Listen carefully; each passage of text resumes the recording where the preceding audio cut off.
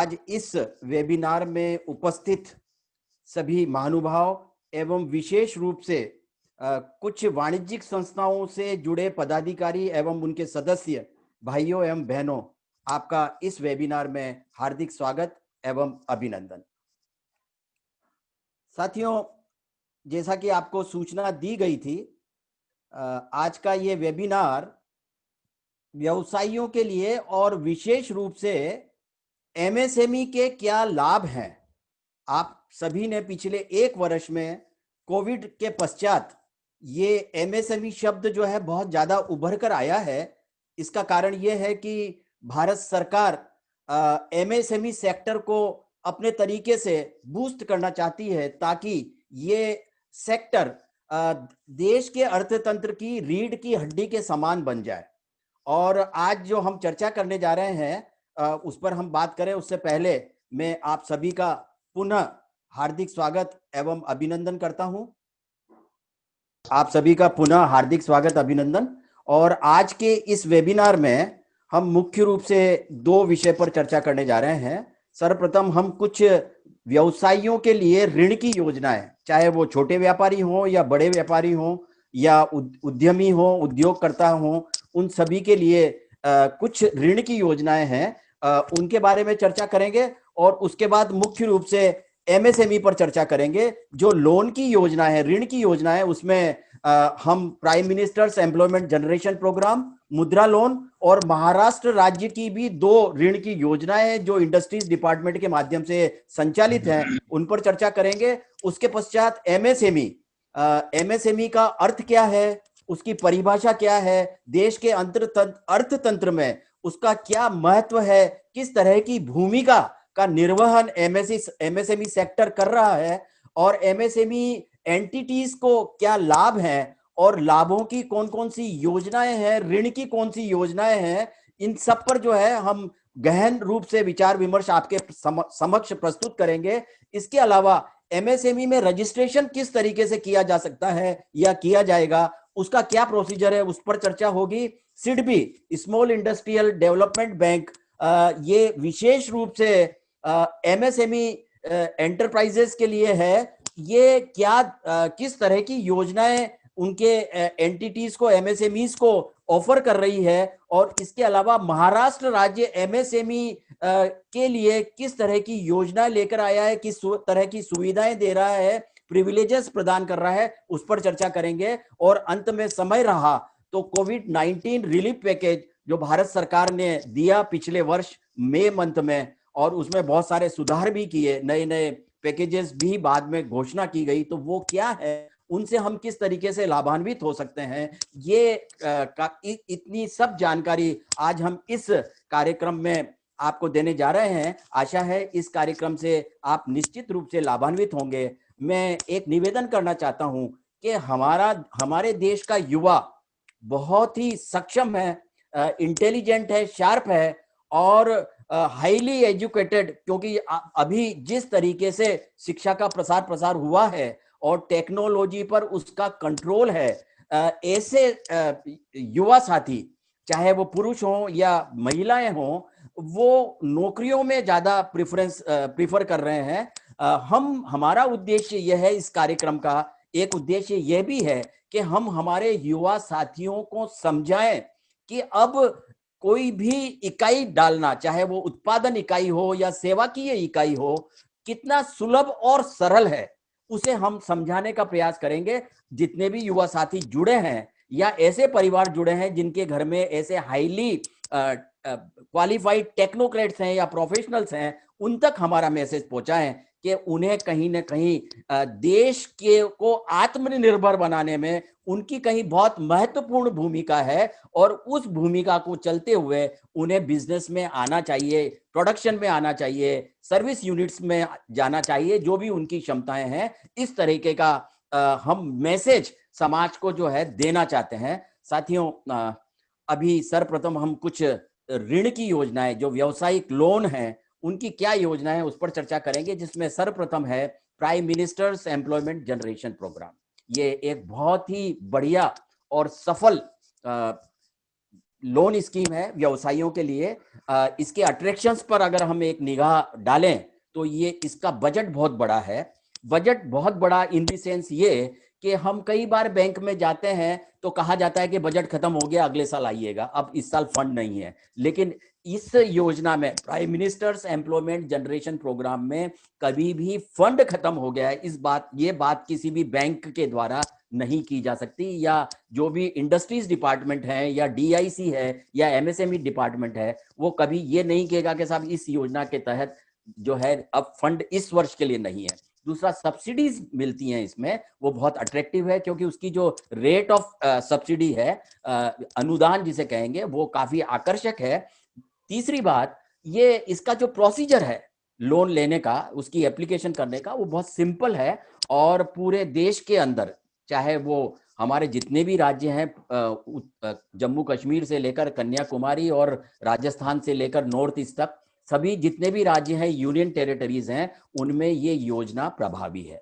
साथियों, ये योजना का संचालन एमएसएमई मिनिस्ट्री के द्वारा किया जाता है और इसका उद्देश्य एक ही है कि स्वरोजगार, चाहे वो ग्रामीण क्षेत्र हो या शहरी क्षेत्र हो, उसमें स्वरोजगार जो है वो उत्पन्न करना है।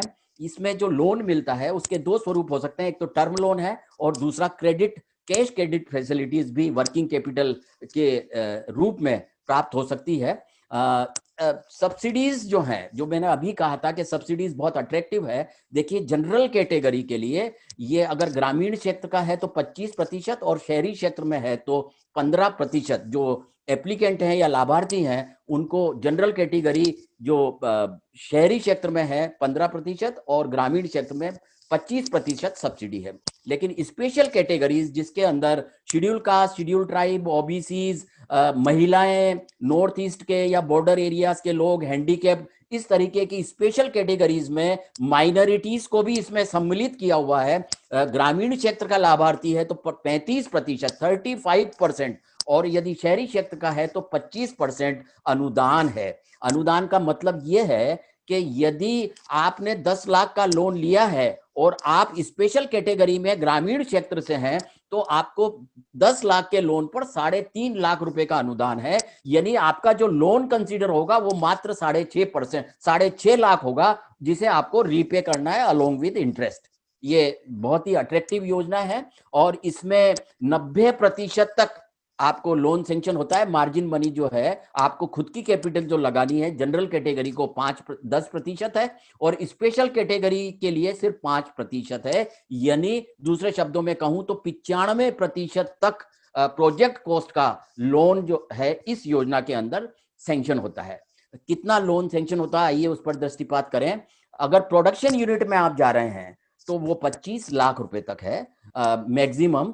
और लेकिन अगर आपकी कॉस्ट ज्यादा है प्रोजेक्ट की, तो भी इसमें कंसीडरेशन होता है 25 लाख से ऊपर भी। लेकिन नॉर्मल कोर्स में 25 लाख तक लोन प्रोडक्शन या उत्पादन इकाइयों के लिए है। और सर्विस यूनिट्स या ट्रेडिंग आदि के लिए शॉपकीपर्स को या छोटे व्यवसायियोयों को यदि लोन चाहिए तो उनको जो है 10 लाख रुपए तक का लोन है। लेकिन ये सब नए एंटरप्राइजेस के लिए हैं। यदि आप ऑलरेडी बिजनेस में हैं, एग्जिस्टिंग बिजनेस है, तो आपको एक्सपांशन के लिए इस योजना के अंदर कोई स्कोप नहीं है। सिर्फ ये नए एंटरप्राइजेस को एंटरटेन किया जाता है। इसके अंदर कोई भी व्यक्ति जो 18 वर्ष का है, पात्रता रखता है लोन के लिए अप्लाई करने को, चाहे वो किसी भी ग्रुप का हो, एज ग्रुप का हो। यदि एक 70, 75 या 80 वर्ष का व्यक्ति भी चाहे तो इसमें अप्लाई कर सकता है, क्योंकि हायर एज लिमिट जो है इस योजना के अंदर नहीं दी गई है। और बहुत शिक्षा भी इसके लिए बहुत अनिवार्य नहीं है। यदि आप बिजनेस के लिए 5 लाख से ऊपर और उत्पादन के लिए या उत्पादन इकाई डालने के लिए 10 लाख से ऊपर का लोन ले रहे हैं, तो आपको आपकी शिक्षा मात्र 8वीं कक्षा तक है तो भी आप जो है इस योजना में लोन लेने के लिए एलिजिबल हैं। साथियों, सिर्फ इंडिविजुअल्स को ही नहीं, कुछ ग्रुप्स को भी या ट्रस्टों और सोसाइटीज को भी इसमें लोन देने का प्रावधान है, प्रोवाइडेड वो कोई प्रोडक्शन एक्टिविटीज कर रहे हैं तो। Self help groups, registered institute, cooperative societies and charitable trust, ये अगर प्रोडक्शन एक्टिविटीज के अंदर हैं तो इन्हें भी लोन देने का इस योजना के तहत प्रावधान है। इस योजना की जो इम्प्लीमेंटेशन एजेंसीज हैं वो khadi village and industries commission Mumbai है। और khadi village and industries commission के जो है हर जिले के अंदर कार्यालय हैं, उन्हें संपर्क किया जा सकता है। और डिस्ट्रिक्ट इंडस्ट्री सेंटर ये सबसे बेस्ट नोडल एजेंसी है इस योजना के तहत। आप जो है सीधा उनसे संपर्क कर सकते हैं। हर डिस्ट्रिक्ट हेडक्वार्टर के ऊपर डीआईसी है, डिस्ट्रिक्ट इंडस्ट्री सेंटर, वहां जाकर आप तपास कर सकते हैं और आप इस योजना को समझ सकते हैं और वहां किस तरीके से एप्लीकेशन करना है उसके बारे में भी पूरी जानकारी प्राप्त कर सकते हैं। इसमें जो लेंडिंग करती हैं फाइनेंशियल इंस्टीट्यूशंस जो इसमें इन्वॉल्व हैं ये लोन सैंक्शन करने के लिए या लोन रिलीज करने के लिए, उसमें जितनी भी शेड्यूल बैंक हैं, सरकारी बैंक, वो सब करती हैं। कुछ ग्रामीण क्षेत्र की बैंकें हैं, कुछ अप्रूव्ड कोऑपरेटिव बैंक हैं, प्राइवेट शेड्यूल बैंक्स भी जैसे एचडीएफसी या इस तरह की जितनी भी बैंकें हैं वो भी इस योजना के तहत लोन देती है। एंड सिड भी, small industries development bank of India, वो भी इसके तहत लोन जो है वो स्वीकार करती है या लोन देती है। टर्म्स कंडीशंस देखें तो ये नॉर्मल इंटरेस्ट रेट लगता है जो लगभग अभी का जो प्रिवलेंट चल रहा है वो 10 से 12% है सरकारी बैंकों में। कुछ प्राइवेट बैंक्स हैं उनमें थोड़ा सा आधा % ज्यादा होता है। रीपेमेंट टर्म्स जो हैं वो फ्लेक्सिबल होती हैं, आप नेगोशिएट कर सकते हैं, लेकिन इसमें 4 लाख से ऊपर आपको कोलेटरल सिक्योरिटी देना आवश्यक होगा, क्योंकि आप 25 लाख तक भी इसमें लोन ले सकते हैं। इसमें जो है कोलेटरल सिक्योरिटी, हमने नॉर्मल कोर्स में देखा है कुछ योजनाएं ऐसी होती हैं कि जिनके अंदर ये कहा जाता है या योजना के अंदर ये लिखा जाता है कि collateral security is not insisted, उसकी जरूरत नहीं है, लेकिन फिर भी जो बैंक मैनेजर हैं वो हमने ये पाया है कि 4 लाख से ऊपर की अगर आपकी एप्लीकेशन है तो वो ये इंसिस्ट करते हैं कि आप जो है कुछ ना कुछ सिक्योरिटी में रखिए, कोलेटरल सिक्योरिटी में, तभी वो होता है। अदरवाइज वो रिफ्यूज कर देते हैं, राइटिंग में भी रिफ्यूज नहीं करते हैं, वर्बली रिफ्यूज करते हैं, ताकि सिक्योरिटी, अगर आरबीआई की गाइडलाइंस देखें तो उसके अंदर 10 लाख रुपए तक के लोन के ऊपर किसी तरह का बैंक जो है वो कोलेटरल सिक्योरिटी नहीं मांगता है। लेकिन यदि आपका सिबिल स्कोर अच्छा है, आपका जो है बैंक का जो परफॉर्मेंस है, जो बैंक स्टेटमेंट से रिवील होता है, अगर वो अच्छा है तो डेफिनेटली आपको कहीं भी लोन लेने के अंदर दिक्कत नहीं होगी। दूसरा, इसके अंदर जो बहुत महत्वपूर्ण है कि इसके अंदर एक ट्रेनिंग लेना आवश्यक होता है, जिसे हमने यहाँ ईडीपी ट्रेनिंग के नाम से लिखा हुआ है। ये एंटरप्रेन्योर्स डेवलपमेंट प्रोग्राम के तहत डीआईसी और बैंक और एमएसएमई डिपार्टमेंट मिलकर ये एक ट्रेनिंग देते हैं लाभार्थी को या एप्लीकेंट को, और उसे ये ट्रेनिंग सक्सेसफुली पूरी करनी होती है, उसमें पास होना होता है, उसके बाद ही जो लोन आपको सैंक्शन हुआ है वो रिलीज होगा, अन्यथा रिलीज नहीं होगा। कई बार ऐसा होता है कि हम ये सोचते हैं कि क्योंकि ये नए एंटरप्राइजेस के लिए है, अगर हम एक्सपांशन चाहते हैं तो हम जो है हमारे परिवार के किसी सदस्य के नाम पर वो एप्लीकेशन कर देते हैं, लेकिन क्योंकि वो एक्चुअल लाभार्थी नहीं है, उन्हें इस बिजनेस का नॉलेज नहीं है, तो वो ईडीपी ट्रेनिंग शायद हो सकता है वो सक्सेसफुल अटेम्प्ट नहीं कर पाए, तो उस केस के अंदर अगर लोन सैंक्शन भी हो गया है तो लोन रिलीज नहीं होगा। इसलिए जो रियल और एक्चुअल एप्लीकेंट है जो बिजनेस करना चाहते हैं उन्हीं को ये जो है इसके अंदर एप्लीकेशन करनी चाहिए। साथियों, इसकी जो एप्लीकेशन है वो ऑनलाइन होती है। इसमें आप देखेंगे यहाँ इसका पोर्टल है पीएमईजीपी यानी prime minister's employment generation programme, और इसका पोर्टल है www.kviconline.gov.in। केवीआईसी यानी Khadi village and industries commission, जो इसकी नोडल एजेंसी है, उन्हीं की ये एप्लीकेशन फॉर्म है ऑनलाइन। इसको आपको भरना होगा, लेकिन भरने से पहले, एक तो ये भरने के लिए आप कोई भी जो है अनुभवी व्यक्ति से फॉर्म भरवाएं तो ज्यादा अच्छा है। आपका कोई चार्टर्ड अकाउंटेंट है या वकील है उसके माध्यम से भरवाएं, या कंसल्टेंट है। और दूसरा, पहले बैंक से नक्की कर लें कि आपको कौन सी बैंक में जाना, क्योंकि वो ऑप्शन आपको इस एप्लीकेशन में डालना पड़ेगा। बैंक में नॉर्मल कोर्स में अगर जान पहचान नहीं है तो अवॉइड कर दिया जाता है, या हम सिक्योरिटी नहीं दे पा रहे हैं तो अवॉइड कर दिया जाता है। इस तरीके की बनाव बनते हैं। लेकिन यदि कोई आप जान पहचान निकालकर बैंक मैनेजर या किसी बैंक कर्मी से आपका परिचय है या परिचय निकाल सकते हैं, तो मतलब जो है इसमें लोन बहुत आसानी से मिल सकता है। तो ये पहली योजना है prime minister's employment generation programme, जिसकी विशेषता ये है कि इसमें 25 लाख रुपए तक का प्रोडक्शन इकाइयों के लिए, 10 लाख रुपए तक का लोन बिजनेस व्यापार के लिए और ये नए एंटरप्राइजेस के लिए है। इसमें अनुदान की राशि बहुत ही अट्रैक्टिव है, 25% से 35% तक भी है जनरल कैटेगरी के लिए। और इसके अंदर ऑनलाइन एप्लीकेशन करके हम आगे बढ़ सकते हैं। बस इसमें कोलेटरल सिक्योरिटी देनी पड़ेगी, या ये नए एंटरप्राइजेस के लिए ये इसके 2 माइनस पॉइंट हम कंसीडर कर सकते हैं। दूसरी योजना जो भी भारत सरकार की है, ये भी प्रधानमंत्री मुद्रा योजना है, PMMY। ये मुद्रा लोन भी अभी बहुत ही पॉपुलर योजना है भारत सरकार की। इसके अंदर ऐसा कहा जाता है कि 59 मिनट्स के अंदर आपका जो है रजिस्ट्रेशन हो जाता है। अगर आप ऑनलाइन अप्लाई करते हैं तो आपका 59 मिनट्स के अंदर रजिस्ट्रेशन हो जाएगा इस योजना के तहत। ये क्योंकि ये सभी ग्रामीण क्षेत्र, शहरी क्षेत्र में सभी तरह के financial institutions, bank, cooperative banks, private banks, वो सब इसके तहत लोन देती हैं। इसलिए कहीं भी किसी भी समय आप एप्लीकेशन करने के अधिकारी हैं। और इसमें सरकार ऐसा क्लेम करती है कि कठिनाई मुक्त अनुभव आप करेंगे जब इसके लिए आप एप्लीकेशन करेंगे या ये लोन प्राप्त करेंगे। माइक्रो लोन्स देने की योजना है।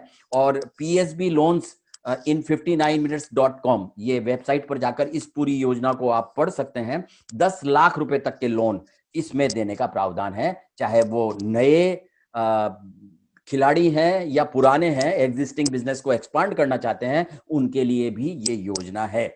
और इसमें 10 लाख रुपए में जरूरी नहीं है कि सिर्फ बिजनेस के लिए ही लोन हमें चाहिए। यदि घर के लिए लोन चाहिए तो भी मिल सकता है, बिजनेस के लिए तो मिलेगा ही। पर्सनल कोई व्यक्तिगत कारण से लोन चाहिए तो वो भी देने का प्रावधान है। आपको व्हीकल्स खरीदने हैं, चाहे वो कॉमर्शियल हो या पर्सनल व्हीकल हो, उसके लिए भी इस योजना के तहत लोन देने का प्रावधान है। इसमें पात्रता किनको है, आइए देखते हैं। Small businessman, manufacturing, processors, service and trading sector, छोटे व्यापारी। अगर एक चाय की किटली लगाने वाला व्यक्ति है और उसे 50,000 रुपए भी चाहिए तो ये योजना बहुत ही बढ़िया है और इसके अंदर आसानी से लोन मिल सकता है या मिलता है। इसमें ये एलिजिबिलिटी में कौन कौन कवर हो रहे हैं, ऑल इंडिविजुअल्स अप टू 65%, 18 साल से 65 साल तक के व्यक्ति इसमें कवर्ड हैं, वो पात्रता रखते हैं। Proprietary firms, partnership firms, private limited companies या एंटिटीज, शॉपकीपर्स, ट्रेडर्स, आर्टिसंस यानी दस्तकार, self help groups, professionals and service providers, ये सभी जो हैं, चाहे वो उनकी इंडिविजुअल आइडेंटिटी हो या कंपनी हो, पार्टनरशिप फर्म हो, वो सभी इसके अंदर एप्लीकेशन करने के हकदार हैं। साथियों, इसमें 3 प्रोडक्ट हैं इस योजना में। मुद्रा लोन के 3 तरह की जो है इसमें प्रावधान है या प्रोडक्ट कह सकते हैं। पहला है शिशु, दूसरा किशोर और तीसरा तरुण। ये 3 अलग अलग योजनाएं हैं मुद्रा लोन के अंदर। शिशु के अंदर एक मतलब जो है 50,000 या उससे कम का लोन जो है वो शिशु के अंदर दिया जाता है। 50,000 से ऊपर और 5 लाख के नीचे किशोर योजना है, और 5 लाख से ऊपर और 10 लाख तक ये तरुण योजना है। इन तीनों के अंदर जैसे जो आपकी रिक्वायरमेंट है उसके अनुरूप आपको ऑनलाइन एप्लीकेशन करनी है। साथियों, अभी कुछ माह पूर्व पिछले साल 2020 में ये शिशु योजना में 2% सबवेंशन यानी अगर आप ये शिशु योजना में लोन ले रहे हैं 50,000 तक का, तो जो बैंक इंटरेस्ट है उसमें 2% इंटरेस्ट केंद्र सरकार के द्वारा दिया जाएगा। इस तरह की भी रिसेंट में ये योजना कुछ माह पूर्व आई है। साथियों, इस योजना के विशेषताएं देखते हैं, क्या फीचर्स हैं। ग्रामीण क्षेत्र और शहरी क्षेत्र के लिए ये योजना एप्लीकेबल है। इसमें कोलेटरल सिक्योरिटी नहीं मांगी जानी चाहिए एज पर दी योजना। ये जो स्कीम है उसके तहत कोलेटरल सिक्योरिटी मांगने का प्रावधान नहीं है, लेकिन जैसा मैंने कहा, अगर 4 लाख से ऊपर का है तो डेफिनेटली बैंक जो है इंसिस्ट करता है कि आप कोई सिक्योरिटी प्रोवाइड करें। नो प्रोसेसिंग चार्ज, क्योंकि बहुत सारा प्रोसेसिंग चार्ज दूसरी योजनाओं के अंदर लोन सैंक्शन कराने में देना पड़ता है, इसके अंदर ये नहीं लगेगा। इसमें नए और पुराने व्यापारी दोनों ही कर सकते हैं application. Low interest rate for women, महिलाओं के लिए थोड़ा इंटरेस्ट रेट 0.5% या उसके आसपास कम लगता है। और इसमें जितनी भी बैंकें हैं, ऑलमोस्ट ऐसा कहूं कि सभी बैंकें, चाहे वो ग्रामीण क्षेत्र की हो, शहरी क्षेत्र की हो, शेड्यूल बैंक हो, नॉन शेड्यूल बैंक हो, NBFCs, non banking financial companies या MFI माइक्रो फाइनेंसिंग इंस्टीट्यूशंस, वो सभी जो है इसमें लोन देते हैं। और इसकी एप्लीकेशन, ये इसका पोर्टल है, इस पर आप जाकर कर सकते हैं www.udaymimitr, उदयमी मित्र। इसका आप अगर चाहें तो स्क्रीनशॉट ले लीजिए, इस पर जाकर आप एप्लीकेशन कर सकते हैं। PSB लोन 59.com पर जो है आप इस पूरी योजना को पढ़ सकते हैं, और इसमें एप्लीकेशन करने के लिए आपको udaymimitr.in पर जाना होगा। साथियों, ये 2 योजनाएं हैं, इसका लाभ लिया जाता है। इसमें एक ही तकलीफ है, मेरे पास बहुत फोन आते हैं कि सर हम तो गए थे, बैंक वाले तो जो है हमें एंटरटेन नहीं करते हैं, भगा देते हैं। तो इसके लिए एक ही सुझाव है, कुछ जान पहचान निकालिए, और अगर छोटी मोटी भी व्यवस्था होती है, क्योंकि क्या होता है कि अगर आपका सिविल स्कोर अच्छा नहीं है, वो 750 के आसपास होना चाहिए, अगर वो नहीं है तो निश्चित रूप से जो है बैंक आपको रिफ्यूज कर देती है, रिग्रेट कर देती है। लेकिन आपका बैंक परफॉर्मेंस अच्छा है, पिछले 6 महीने के आपके जो बैंक ट्रांजेक्शन्स हैं वो अच्छे, सेटिस्फैक्ट्री हैं, उसके बाद जो है कोई कारण नहीं रहता है कि बैंक आपको एंटरटेन नहीं करे। साथियों, ये महाराष्ट्र राज्य की भी 2 योजनाएं हैं, डूइंग बिजनेस इन महाराष्ट्र, अभी ये अच्छी योजनाएं हैं, इनको हम समझते हैं। इंडस्ट्रीज डिपार्टमेंट और DIC के द्वारा चलाई जाने वाली ये 2 अलग अलग योजनाएं हैं। इसमें पहली योजना है सीड मनी स्कीम।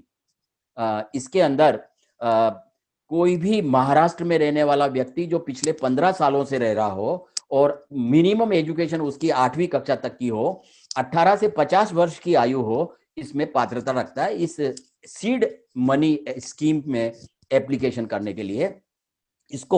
इसमें 25 लाख रुपए तक का लोन, चाहे वो उत्पादन इकाई में हो, सेवाकीय क्षेत्र में हो या व्यापार में हो, देने का प्रावधान है। इसमें भी अनुदान है। इसमें सीड मनी असिस्टेंस यानी ग्रांट या अनुदान, ये 15% है। अगर 10 लाख रुपए की प्रोजेक्ट कॉस्ट 10 लाख रुपए तक की, यानी 10 लाख रुपए से ऊपर की प्रोजेक्ट कॉस्ट है तो उस राशि के ऊपर आपको अनुदान नहीं मिलेगा, लेकिन 10 लाख तक की राशि पर आपको 15% है जनरल कैटेगरी के लिए। और यदि schedule caste, schedule tribe, OBC, NT, VT, handicaps, ये स्पेशल कैटेगरी है तो इनको 20% तक अनुदान है। लेकिन अनुदान की जो अधिकतम राशि होगी वो 3.25 लाख, 3.75 लाख से अधिक नहीं होगी। प्रोजेक्ट कॉस्ट, या आपकी जो प्रोजेक्ट कॉस्ट है वो 25 लाख से ऊपर नहीं होनी चाहिए, उसका 75% जो है वो आपको लोन सैंक्शन होगा। इंटरेस्ट रेट 6% है। और यदि आपने जो आपका EMI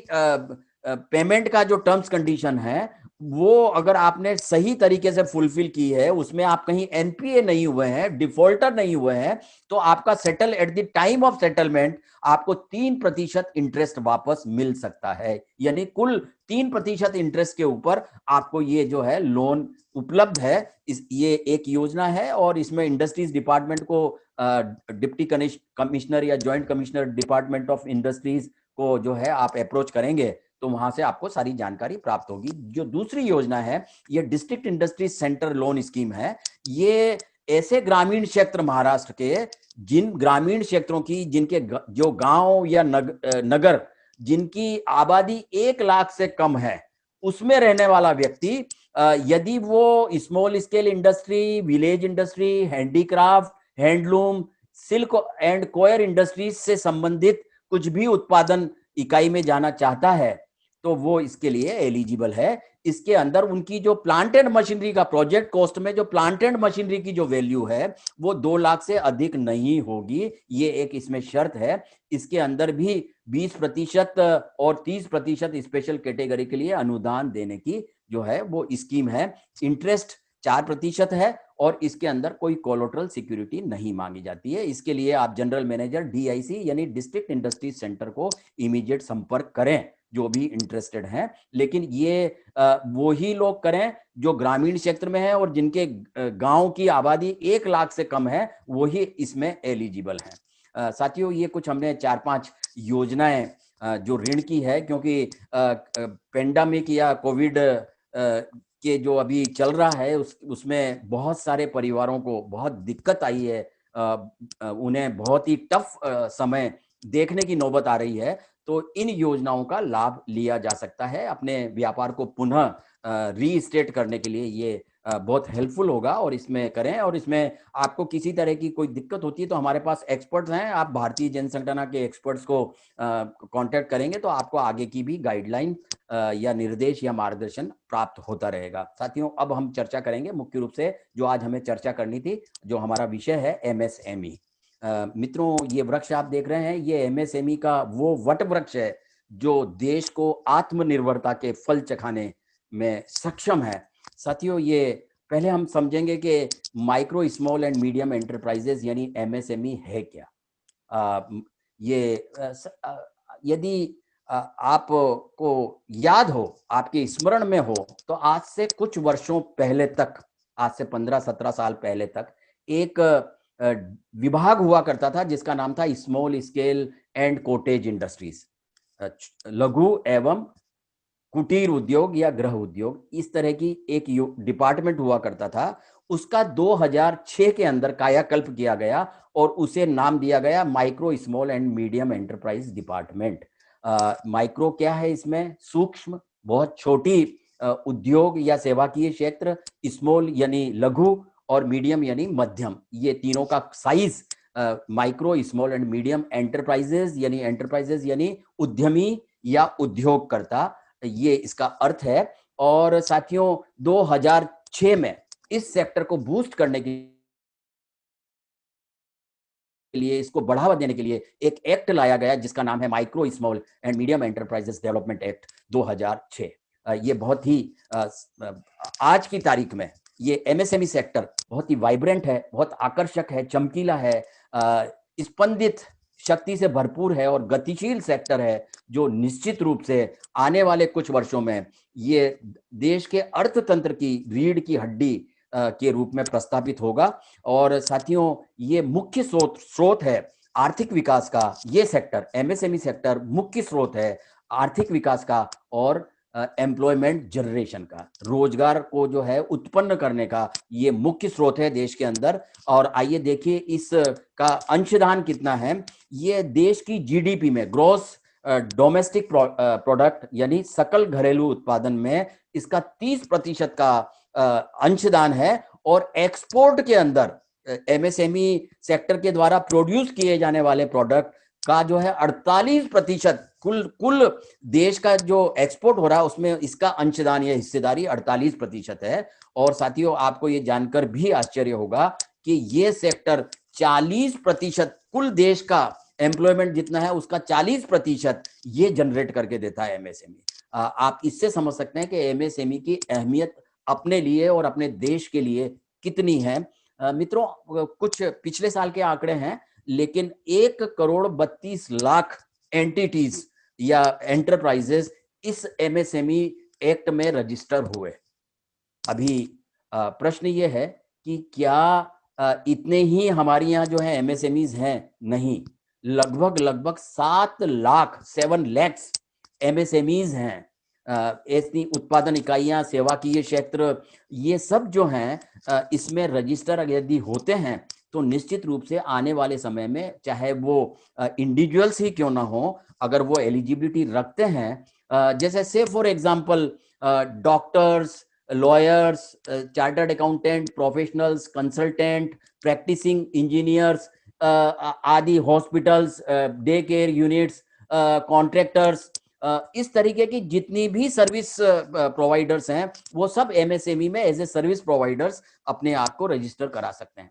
हमें देश के अर्थतंत्र को मजबूत करने के लिए हमें ये भी समझना होगा कि ये हमारी जो है एक राष्ट्रीय रेस्पॉन्सिबिलिटी है कि हम यदि एमएसएमई सेक्टर में कहीं भी आ रहे हैं तो हमें इसमें रजिस्टर करवाना चाहिए, क्योंकि रजिस्ट्रेशन का एक नए पैसे का खर्चा नहीं है। फ्री में रजिस्ट्रेशन होता है, जो मैं अभी आगे आपको एक्सप्लेन भी करूंगा, लेकिन आपको रजिस्ट्रेशन अवश्य करवाना चाहिए। यदि आप उत्पादन में हैं तो ठीक है, सर्विस सेक्टर में हैं तो ठीक है, और इंडिविजुअल सर्विस सेक्टर में है, सर्विस प्रोवाइडर हैं, कंसल्टेंट हैं, या इस तरह की कोई भी जो है सर्विस आप दे रहे हैं, तो निश्चित रूप से आपको इसमें जुड़ना चाहिए। साथियों, 13 मई 2020 को रिलीफ पैकेज, कोविड के चलते भारत सरकार ने रिलीफ पैकेज प्रस्तुत किए, जो फाइनेंस मिनिस्टर निर्मला सीतारमण जी ने कंटिन्यूस 4 दिन तक जो है वो प्रस्तुत किए,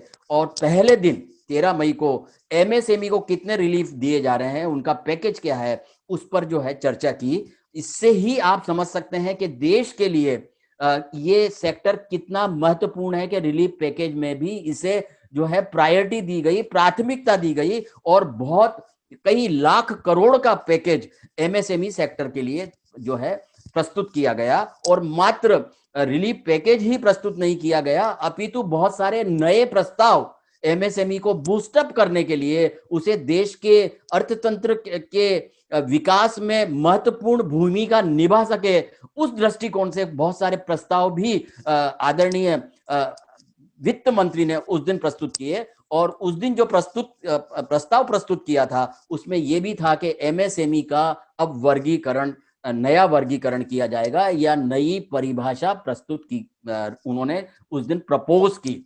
और मित्रों, मुझे ये बात की खुशी है कि जो सरकार ने जिस तरीके से प्रस्ताव दिया, उस पर वो कितनी सीरियस हैं, उसका अंदाजा आपको इस बात से आ सकता है कि 13 मई को ये प्रस्ताव रखा गया नए रिवाइज्ड क्लासिफिकेशन का, और 1 जुलाई से इसे प्रभावी भी कर दिया गया। अब आप देखिए, 3 तरह की यूनिट्स हैं, माइक्रो, दूसरा स्मॉल और मीडियम। जैसा मैंने अभी एक्सप्लेन किया था, सूक्ष्म, लघु एवं मध्यम। अब इसमें इन्वेस्टमेंट नोट एक्सीडिंग ₹1 करोड़, पहले जो है ये 25 लाख की लिमिट थी, इसे बढ़ाकर 1 करोड़ की लिमिट की गई है। यदि आपका इन्वेस्टमेंट प्लांट एंड मशीनरी के ऊपर 1 करोड़ है तो आप माइक्रो यूनिट्स में आएंगे।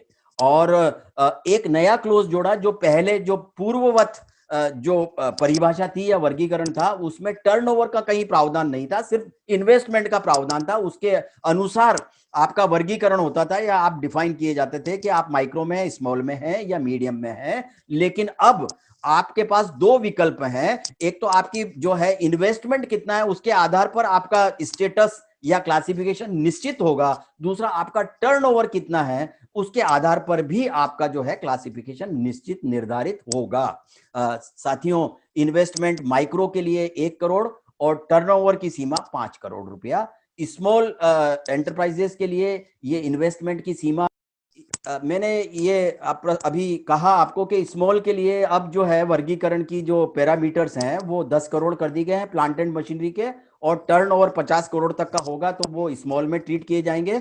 और मीडियम एंटरप्राइजेस के लिए, या मीडियम साइज की इंडस्ट्री के लिए, या सर्विस सेक्टर के लिए अब इन्वेस्टमेंट की सीमा 50 करोड़ है और टर्नओवर 250 करोड़ रुपया है।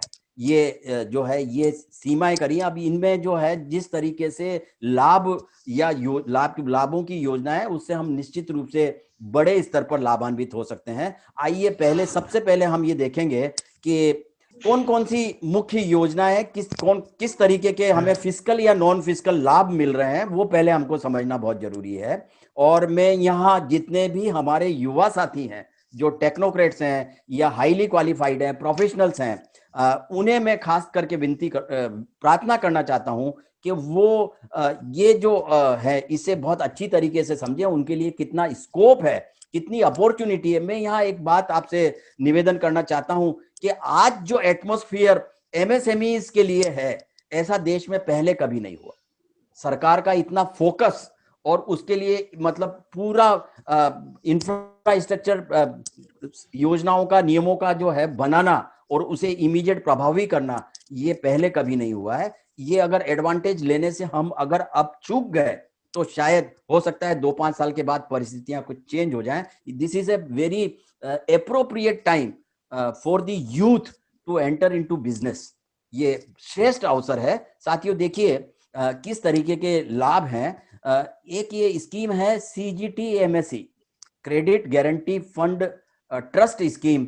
इसके तहत प्रोडक्शन यूनिट्स या सर्विस यूनिट्स को 2 करोड़ रुपए तक का लोन, वो भी कोलेटरल फ्री देने का प्रावधान। और इसमें सिर्फ कोलेटरल फ्री लोन ही नहीं है 2 करोड़ रुपए तक का, बल्कि आपको बहुत सारी दूसरी सुविधाएं भी हैं, जिनमें कंसेशनल इंटरेस्ट रेट, इंसेंटिव्स और सब्सिडीज भी शामिल हैं।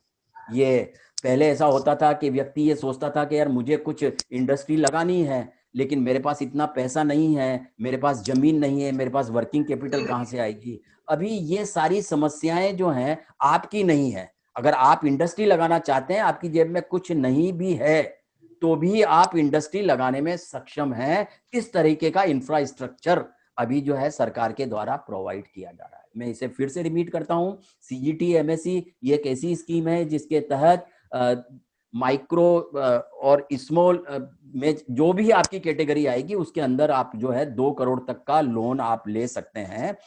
ये 100% कोलेटरल फ्री है। इसमें किसी तरह की आपको डिपॉजिट या सिक्योरिटी देने की आवश्यकता नहीं है और इसमें बहुत सारे अलग अलग योजनाओं में आपको प्रिविलेजेस हैं, इंसेंटिव्स मिलेंगे, सब्सिडीज मिलेगी, काफी लाभ आपको मिलने वाले हैं।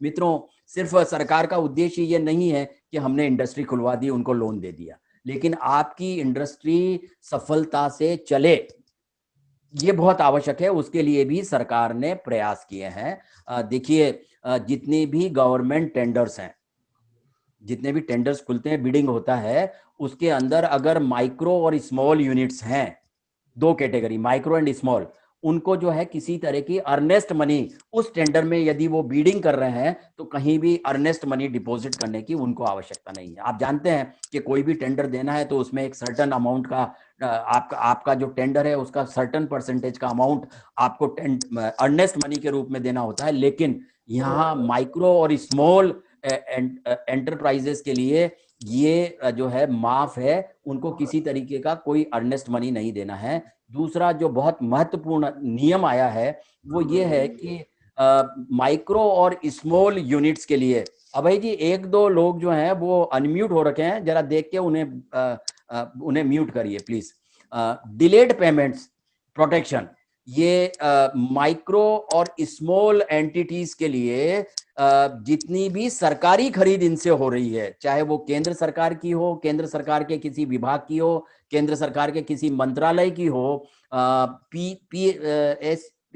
पीएसयूज की हो, यानी पब्लिक सेक्टर अंडरटेकिंग्स हैं, वो सभी जो है 45 दिन के अंदर पेमेंट देने के लिए बाध्य हैं। इस तरह के नियम सरकार द्वारा बना दिए गए हैं। इस तरीके से राज्य सरकार के सारे विभाग, संस्थान और राज्य के पीएसयूज वो भी जो है, और इंक्लूडिंग लिमिटेड कंपनीज, उनको भी 45 दिन के अंदर कंपल्सरीली माइक्रो और स्मॉल यूनिट्स को पेमेंट कर देना है यदि उन्होंने उनसे माल परचेस किया है। तो ये एक बहुत ही बड़ा सुरक्षा कवच है जिसमें जो इस, क्योंकि कंपटीशन का जमाना है, ग्लोबलाइजेशन हो रहा है बिजनेस का, छोटी यूनिट्स का टिकना बहुत मुश्किल होता है, आप भी जानते हैं। लेकिन कैश लिक्विडिटी जो है एक बहुत महत्वपूर्ण विषय होता है। अक्सर ऐसा देखा गया है कि लिक्विडिटी के अभाव में यूनिट सिक हो जाती हैं, लेकिन यहां गारंटी सरकार ही दे रही है कि आपको इतने दिन के अंदर पैसा मिल जाएगा। ये एक बहुत बड़ा सुरक्षा कवच है। इसके अलावा ट्रेड रिसीवेबल्स ई डिस्काउंटिंग सिस्टम, ट्रेड्स, ये एक प्लेटफॉर्म है जिसका शॉर्ट नेम है ट्रेड्स, TREDS। इसमें यदि एक माइक्रो स्मॉल एंटिटी ने आज बिल प्रोड्यूस किया तो वो कल इसको डिस्काउंट करा सकते हैं। ये प्लेटफॉर्म के माध्यम से डिस्काउंट हो जाता है, बिल की अमाउंट का पैसा दूसरे दिन ही लगभग वो आपके अकाउंट में क्रेडिट हो जाता है। तो ये भी एक फैसिलिटेट करने की बात है कि कोई भी ऐसी यूनिट जो माइक्रो है, स्मॉल है, उन्हें किसी तरह की लिक्विडिटी की प्रॉब्लम ना हो और वो सुचारू रूप से अपना कार्य कर सके। मित्रों, सिर्फ कैश लिक्विडिटी जो है वो प्रोवाइड कर देना या अवेल करवा उसको सहूलियत दे देना उतना ही जो है आवश्यक नहीं, उससे भी बढ़कर और कुछ भी सरकार के द्वारा किया गया है। सरकार ने ये निर्णय लिया कि जितना भी सरकारी खरीद होती है, पब्लिक प्रोक्योरमेंट पॉलिसी बनाई गई जिसमें सरकार, केंद्र सरकार, राज्य सरकार, उनके विभिन्न विभाग, उनके संस्थान या पब्लिक अंडरटेकिंग्स जितना भी वो अगर परचेस तो करती हैं, जितना भी डेवलपमेंट हो रहा है तो उसके अंदर जो है कहीं ना कहीं स्कोप है ये छोटी यूनिट्स के लिए भी, तो उन्हें जो है तहरीर दी जाएगी, उनको प्राथमिकता दी जाएगी। 25% उनकी टोटल बाइंग का, गवर्नमेंट चाहे राज्य सरकार हो या केंद्र सरकार हो या उनके संस्थान हो, उनकी जो बाइंग है 25% वो कंपल्सरीली जो है माइक्रो और स्मॉल यूनिट से करनी है, MSME से करनी है। और उसके अंदर भी कंपटीशन में कहीं आपकी बिडिंग लोअर फर्स्ट से थोड़ी ऊपर है तो आपको चांस दिया जाएगा 15% तक भी वेटेज प्राइस प्रेफरेंस में आपको मिलेगा। यदि आपका प्राइस कुछ ज्यादा भी है लोअर फर्स्ट बिडिंग से, जो माइक्रो या स्मॉल यूनिट नहीं है, तो आपको जो है वो चांस दिया जाएगा, आपको वो टेंडर लग सकता है। इस तरीके की भी अब योजनाएं सरकार द्वारा प्रस्तुत की गई है, जिसका लाभ एमएसएमई सेक्टर बहुत आराम से ले रहा है। इंटरनेशनल कॉपरेशन स्कीम, इसके तहत देखिए मार्केट इज इंपॉर्टेंट, ग्लोबलाइजेशन हो गया। अभी जो है पूरा कोई भी देश का कोई भी एंटिटी कहीं भी माल जो है सप्लाई करता है, तो आज बहुत कंपटीशन है, और कंपटीशन के चलते आपको विभिन्न ट्रेड फेयर्स के अंदर पार्टिसिपेट करना है, आपका प्रोडक्ट जो है वो डिस्प्ले करने की आवश्यकता है। तो उसमें जाने के लिए इंटरनेशनल ट्रेड फेयर में आपको पार्टिसिपेट करने के लिए भी 5 लाख रुपए तक का खर्चा, वो चाहे एयर फेयर हो या स्टॉल लगाने का खर्चा है, इस तरीके के खर्चे देने के प्रावधान भी किए गए हैं। स्टैंड अप इंडिया स्कीम, ये एक ऐसी स्कीम है जिसके तहत महिलाओं को और शेड्यूल ट्राइब को, इस देश की जितनी भी शेड्यूल बैंक हैं, वो किसी भी शहर में जितनी भी ब्रांच हैं, उन सभी ब्रांचों को कम से कम एक SC ST एंटरप्रेन्योर और या एंटरप्राइज या फिर महिला एंटरप्राइज को कंपलसरीली मैंडेटरीली लोन देना है अंडर CGT MSE, जो 2 करोड़ तक का लोन है, उस योजना के तहत उन्हें कंपलसरीली यहाँ उन्हें लोन देना है। किन्हें? या तो एंटरप्राइजेस शेड्यूल ट्राइब से है, स्पेशल कैटेगरी से है, या फिर महिलाएं हैं। तो साथियों, और देखते हैं किस तरीके के लाभ इसमें MSME सेक्टर में मिल रहे हैं। कंसेशनल इलेक्ट्रिसिटी, सभी राज्यों की अपनी जो है पॉलिसी है, पावर टैरिफ में कंसेशन देते हैं, इलेक्ट्रिसिटी ड्यूटी के अंदर जो है वो एग्जेम्पशंस हैं, subsidy on bar code registration, reimbursement of ISO certification fee, hefty subsidy for patent trademark registration. साथियों, जितने भी तरीके के आज इंटरनेशनल मार्केट में टिकने के लिए आपको सर्टिफिकेट चाहिए, ISO सर्टिफिकेशन के अलावा भी बहुत सारे सर्टिफिकेशन हैं, वो आप सर्टिफिकेट ले सकते हैं, अप्लाई कर सकते हैं, क्योंकि आपको इंटरनेशनल मार्केट में टिकने के लिए आपके पास ये सारे सर्टिफिकेट होने चाहिए, ये आवश्यक है। दूसरा, आप जितने भी नए प्रोडक्ट ला रहे हैं, कुछ नए इन्वेंशंस हैं आपके, तो उसका पेटेंट कराना है, नेशनल पेटेंट, इंटरनेशनल पेटेंट, उसका बहुत बड़ा खर्चा होता है, लेकिन वो खर्चा भी बहुत बड़े स्तर तक सरकार वहन करती है और आपको रिएम्बर्स करती है। Zero defect and zero effect scheme, ये एक स्कीम ऐसी है जिसके अंदर आपका प्रोडक्शन तो बढ़े लेकिन वेस्टेज कम हो, इस तरीके की सलाह, कंसल्टेंसी, टेक्निकल कंसल्टेंसी देने का इस योजना के तहत प्रावधान है, जिसके अंदर आप बहुत अच्छी तरीके से इसको एडॉप्ट करके सस्टेन कर सकते हैं कितने भी कॉम्पिटिटिव मार्केट में। इसके तहत सर्टिफिकेशन भी दिया जाता है, क्वालिटी सर्टिफिकेट बोलते हैं उसे। ये सब अप्लाई करने को या कंसल्टेंट की सेवाएं लेने को जो आप ले रहे हैं, उनकी जो फीस है या सर्टिफिकेट की फीस है, वो आपको सरकार 50% से अधिक की राशि रिफंड करती है। इस तरीके के प्रावधान है। NSIC performance credit ratings, bank तो आपको आपको रेटिंग देती है आपके लोन के ऊपर, या जो आपकी कैश क्रेडिट है उसके ऊपर आपको रेटिंग्स देती हैं, लेकिन आप आउटर एजेंसी से भी रेटिंग्स करवाकर कुछ और एडिशनल लाभ इंटरेस्ट रेट के अंदर प्राप्त कर सकते हैं। इस तरीके की भी सुविधाएं यहाँ पर दी जा रही हैं। साथियों, ये मोटे मोटे जो हैं वो हमने प्रिविलेजेस आपको बताए, लेकिन राज्य सरकारें इसको किस तरीके से इम्प्लीमेंट कर रही है वो समझना बहुत जरूरी है।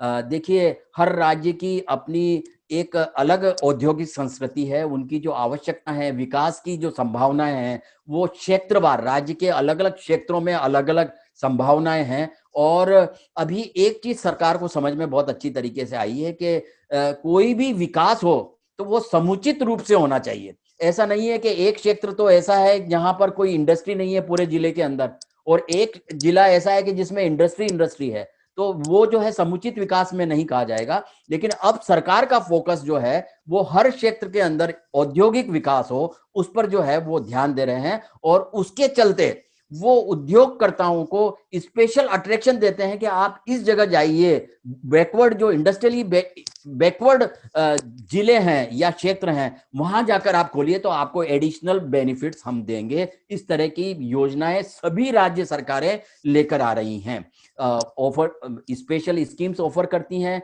कुछ स्पेशल एग्जेम्पशंस हैं, रिबेट्स जो हैं वो देती हैं।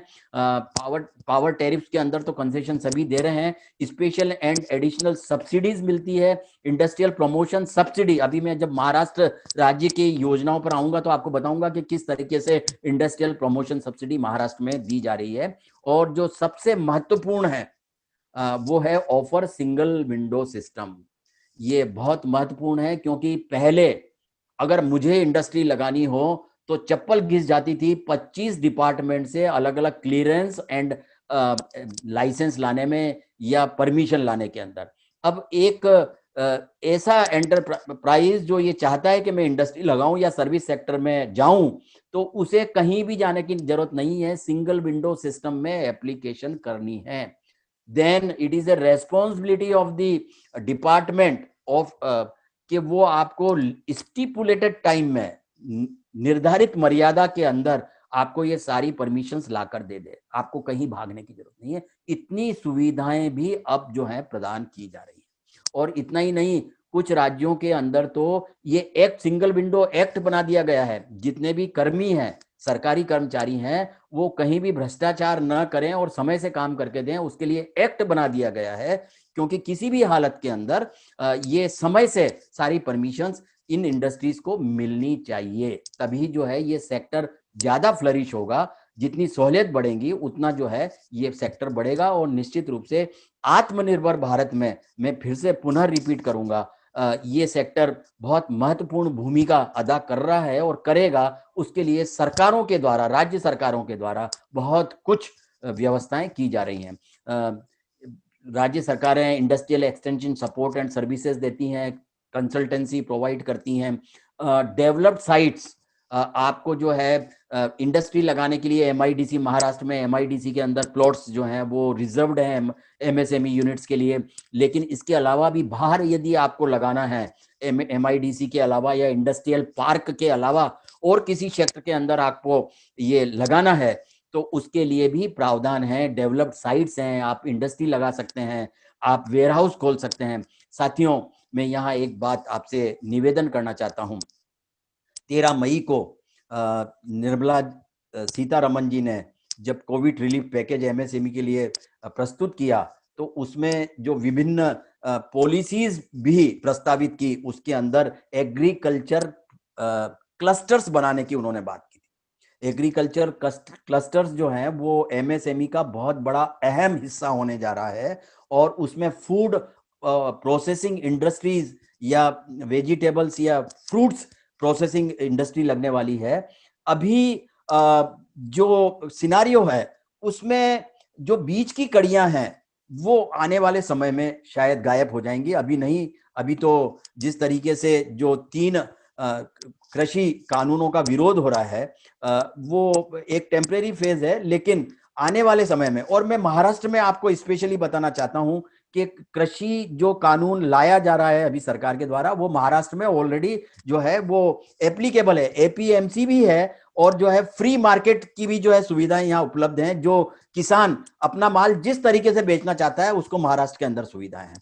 तो इसके अंदर जो बीच की कड़ियां हैं, जो 4-5 कड़ियां होती थी, अब वो कड़ियां जो हैं वो कहीं ना कहीं गायब हो रही हैं। और ऑनलाइन का जिस तरीके से प्रचलन बढ़ रहा है, ऑनलाइन बाइंग का या प्रोक्योरमेंट का, उसमें जो है सिर्फ प्रोड्यूसर से कंज्यूमर तक सीधा कनेक्शन होगा। उसके अंदर ये जो वेयर हाउसेज हैं, इनकी जो है बहुत ज्यादा इंपॉर्टेंस बढ़ जानी है, इनकी आवश्यकता बढ़ जानी है। तो ये हमारे लिए एक नया क्षेत्र हो सकता है कि हम कहाँ क्लस्टर्स बन रहे हैं, कहाँ हम जो है वेयर हाउस खोलने की तैयारी करें, इस पर कहीं आपको अध्ययन करने की आवश्यकता है। Everything is available on your finger tip, website पर सब कुछ अवेलेबल है। सरकार की नीतियों पर हमें, या उनके जो घोषणाएं होती हैं समय समय पर, उन पर यदि हम कहीं कंसंट्रेट करते हैं, फोकस करते हैं, तो निश्चित रूप से हमारा ज्ञान बढ़ेगा और हम इसका लाभ ले सकेंगे।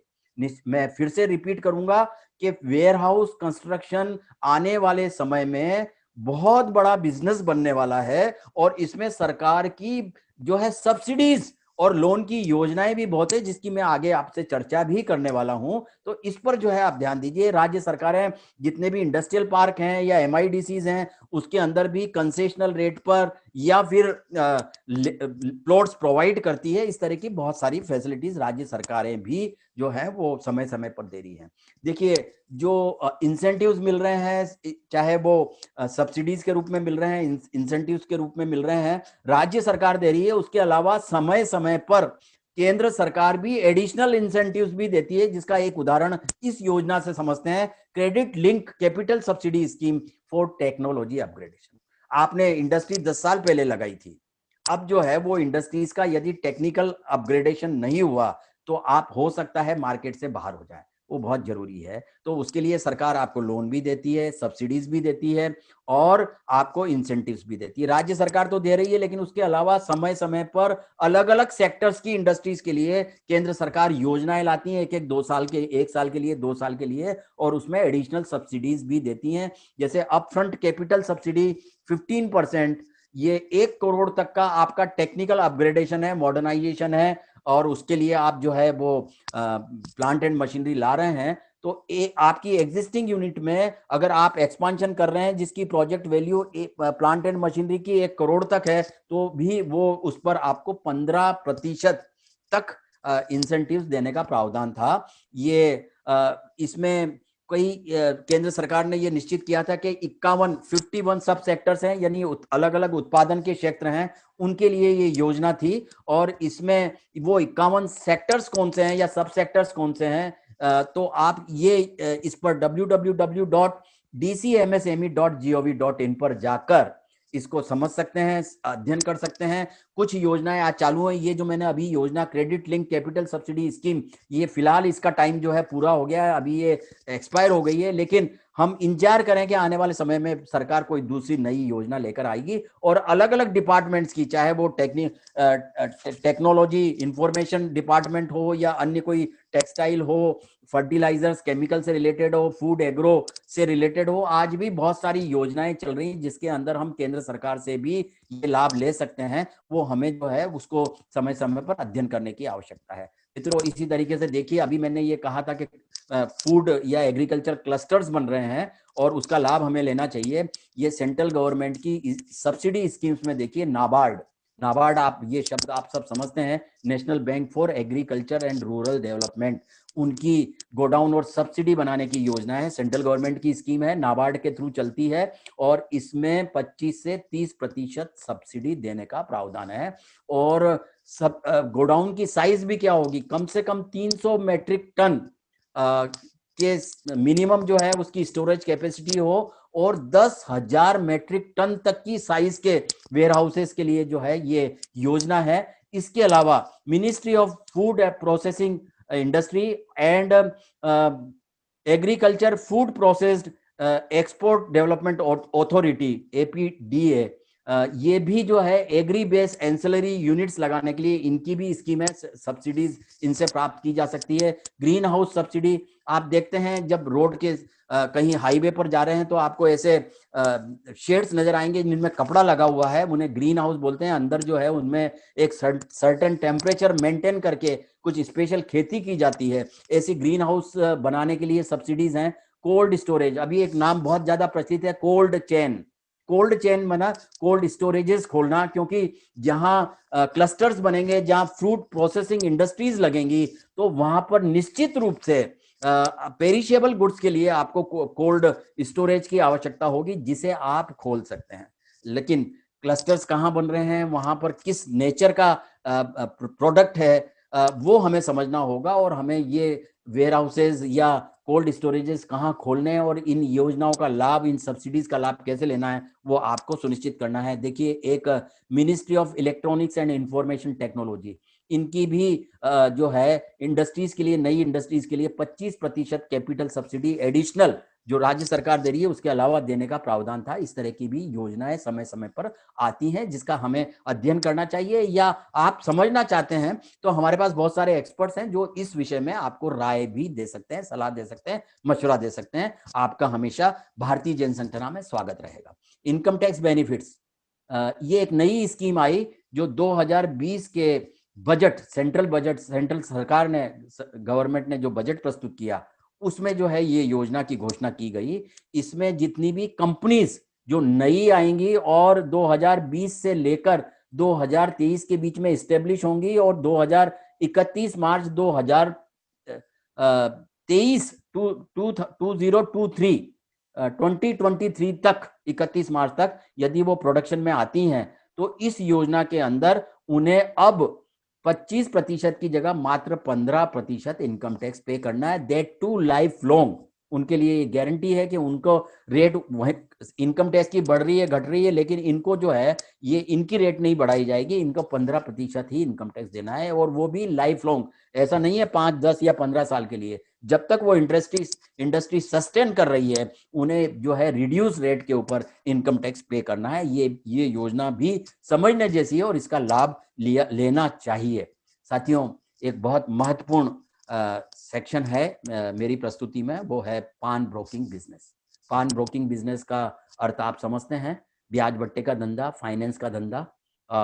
मित्रों, हमारे यहाँ चाहे ग्रामीण क्षेत्र हो, नगरीय क्षेत्र हो, शहरी क्षेत्र हो, जो ब्याज बट्टे का धंधा जिसे कहते हैं सर्राफी धंधा, पैसा देना और ब्याज जो है रिकवर करना, ये एक हमारे देश की व्यावसायिक संस्कृति का जो है पारंपरिक जो है परमानेंट हिस्सा है। किसी भी जाति धर्म के लोग जो हैं इस व्यवसाय से जुड़े रहते हैं।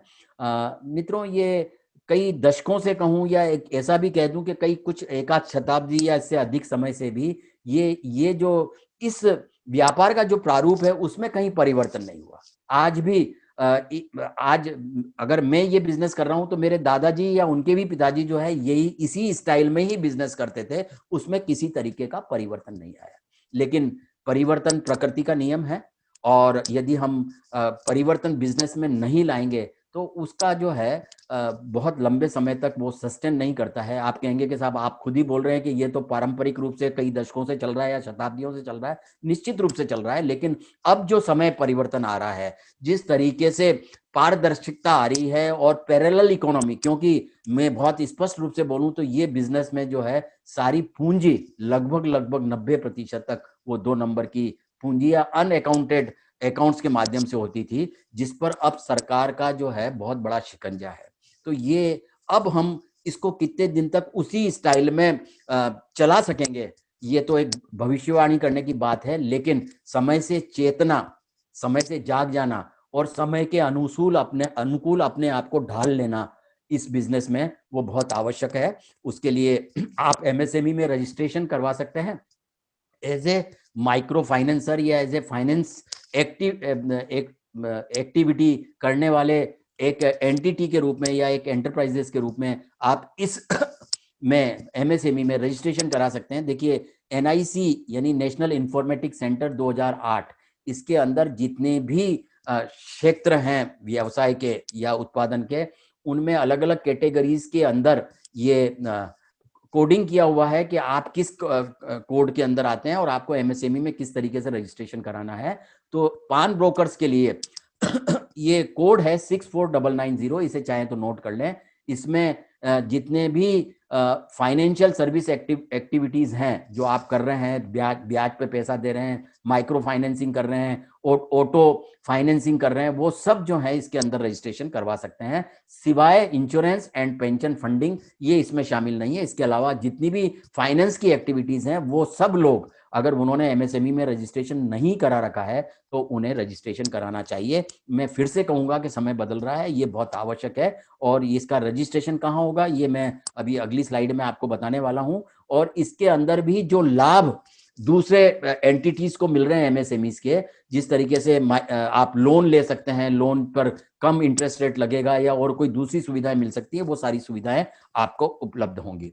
मित्रों, ये उद्यम रजिस्ट्रेशन है। एमएसएमई में रजिस्टर करने के लिए आपको उद्यम रजिस्ट्रेशन पर जाना होगा। उद्यम एक पोर्टल है जो अभी ये सिस्टम नया इंट्रोड्यूस हुआ। इससे पहले ये 1 जुलाई से ये भी इंट्रोड्यूस हुआ है उद्यम।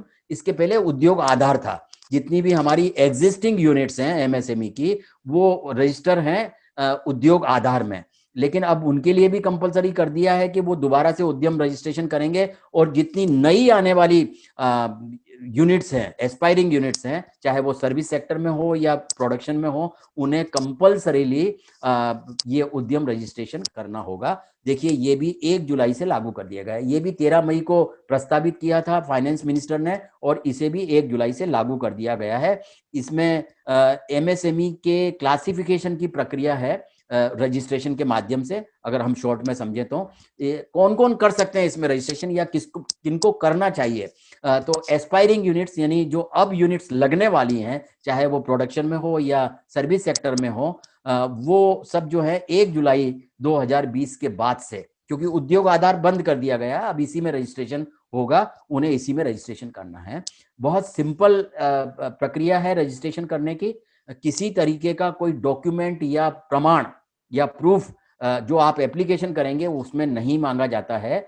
और जितना भी आप जो कुछ भी भरेंगे इस एप्लीकेशन के अंदर, वो जो है मान्य रखा जाएगा। उसको आपका सेल्फ डिक्लेरेशन माना जाएगा। उस पर किसी तरह की कोई आपत्ति खड़ी नहीं की जाएगी सरकार के द्वारा। जो आप भरेंगे उसे मान्य रखा जाएगा। सिर्फ एक ही चाहिए नई यूनिट्स के लिए, और कोई डॉक्यूमेंट लगाने की आवश्यकता नहीं है। सिर्फ आधार नंबर आपके पास होना चाहिए। अगर आधार नंबर नहीं है तो आप अप्लाई नहीं कर सकेंगे। आधार नंबर है तो आप इसमें अप्लाई कर सकेंगे। जैसे ही आप इसमें अप्लाई करेंगे, ऑनलाइन सिस्टम है अप्लाई करने का, वो मैं बताऊंगा कौन सा पोर्टल है। और जैसे ही आप एप्लीकेशन कंप्लीट करके सबमिट करेंगे, आपको एक नंबर मिल जाएगा, वो आपका रजिस्ट्रेशन नंबर होगा। और कुछ ही दिनों में, क्योंकि आपने आधार नंबर डाला है, उससे आपका पूरा जो है रिकॉर्ड चेक होकर आपको कुछ ही दिनों में 10 से 15 दिन के अंदर आपको रजिस्ट्रेशन का सर्टिफिकेट भी मिल जाता है। और ये उद्यम पोर्टल बनाया गया है, उद्यम नाम है उसका, उस पर जाकर एप्लीकेशन करनी है। और जो सबसे महत्वपूर्ण है, मैं इसे फिर से रिपीट करूंगा कि सिंपल है एप्लीकेशन करने के लिए, और इसमें किसी तरह की कोई डॉक्यूमेंट्स नहीं मांगे जाते हैं। जो आप भरेंगे वो मान्य रखा जाएगा, और इसमें किसी तरह की फी नहीं लगती है। क्योंकि जब आप ऑनलाइन पोर्टल पर जाएंगे उद्यम पर, तो आपको बहुत सारे ऐसे मिलेंगे वहां पर, कुछ कंसल्टेंट्स या सर्विस प्रोवाइडर्स जो कुछ चार्ज लेकर आपको ये सर्टिफिकेट बनवा के देते हैं, लेकिन उसकी आवश्यकता नहीं है। सिर्फ आप ये लोगो याद रखेंगे, ये आइकॉन याद रखेंगे, इस पर जाकर आप एप्लीकेशन करेंगे तो आपको किसी तरीके का चार्ज नहीं देना पड़ेगा। साथियों, जो एग्जिस्टिंग यूनिट्स हैं, जिनके पास उद्योग आधार है, उद्योग आधार मेमोरेंडम जिसे कहा जाता था, वो है, लेकिन अब कंपलसरी कर दिया गया है कि 1 जुलाई से 31 मार्च 2021, 1 जुलाई 2020 से लेकर 31 मार्च 2021 के मध्य जितनी भी एग्जिस्टिंग यूनिट है जिनके पास उद्योग आधार मेमोरेंडम है, उन्हें दोबारा से रजिस्ट्रेशन उद्यम पोर्टल पर जाकर करना है। अब ये क्यों करना है, ये बहुत महत्वपूर्ण है, इसे समझें। क्योंकि आपका रिवाइज रजिस्ट्रेशन अब जरूरी हो गया है, जो नया क्लासिफिकेशन आया है उसके अनुरूप। क्योंकि अब आपका रिक्लासिफिकेशन होगा। अभी आप क्योंकि पहले जो 25 लाख था उसे 1 करोड़ कर दिया गया है, जो 1 करोड़ था उसे 5 करोड़ कर दिया गया है, जो 5 करोड़ या 10 करोड़ था उसे अब प्लांट एंड मशीनरी या इन्वेस्टमेंट की जो सीमा बढ़ा दी गई है। तो उसमें आपका क्लासिफिकेशन जो है पुनः उसका निर्धारण करना आवश्यक हो गया है सरकार को। इसके लिए आपको जो है ये रजिस्ट्रेशन दोबारा करना है। आपका इनकम टैक्स रिटर्न से आपका जो है ये लिंक्ड रहेगा, और प्लांट एंड मशीनरी की जो वैल्यू है वो अब डेप्रिशिएटेड हर साल जो है वो कंसीडर होगी, और उसके हिसाब से आपका क्लासिफिकेशन जो है वो अगर जरूरत है तो चेंज ऑटोमेटिक जो है वो ऑटो अपडेट होता रहेगा। इसी तरीके से टर्नओवर जो है नई परिभाषा में जोड़ा गया है।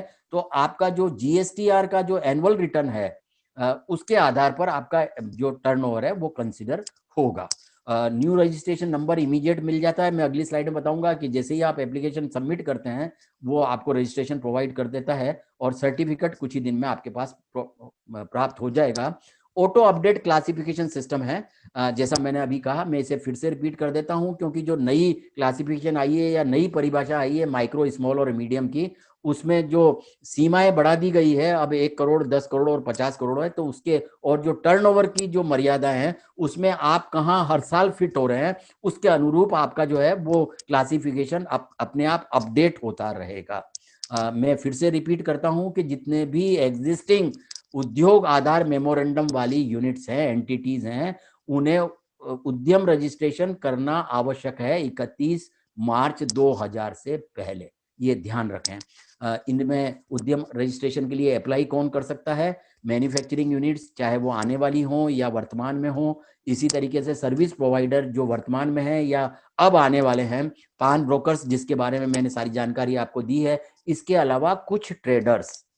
एनआईसी 2008 में यदि आप जाएंगे तो उसके सेक्शन जी और उसके नंबर 451 से अगर आगे आप देखते हैं तो कुछ ट्रेडर्स को भी जो है एमएसएमई में रजिस्टर करने की जो है वो परमिशन दी गई है। मुख्य रूप से जो ऑटो से रिलेटेड जो व्हीकल्स में डील करते हैं ऐसे ट्रेडर्स या साथ में वो सर्विस भी प्रोवाइड करते हैं, उनके लिए यहाँ पर, या कुछ जो होलसेल के अंदर एग्रो बिजनेस करते हैं ऐसे व्यापारियों को भी एमएसएमई में रजिस्ट्रेशन कराने का प्रावधान है, जो सेक्शन जी में 451 नंबर से आगे अगर आप देखेंगे तो आपको पूरी जानकारी मिलेगी। ये सब जो है उद्यम रजिस्ट्रेशन करा सकते हैं। एमएसएमई में अवश्य ही हमें रजिस्ट्रेशन कराना चाहिए और ये हमारा जो है उद्योग रजिस्ट्रेशन उद्यम registration.gov.in, इसे इसका स्क्रीनशॉट ले लें या नोट कर लें, उद्यम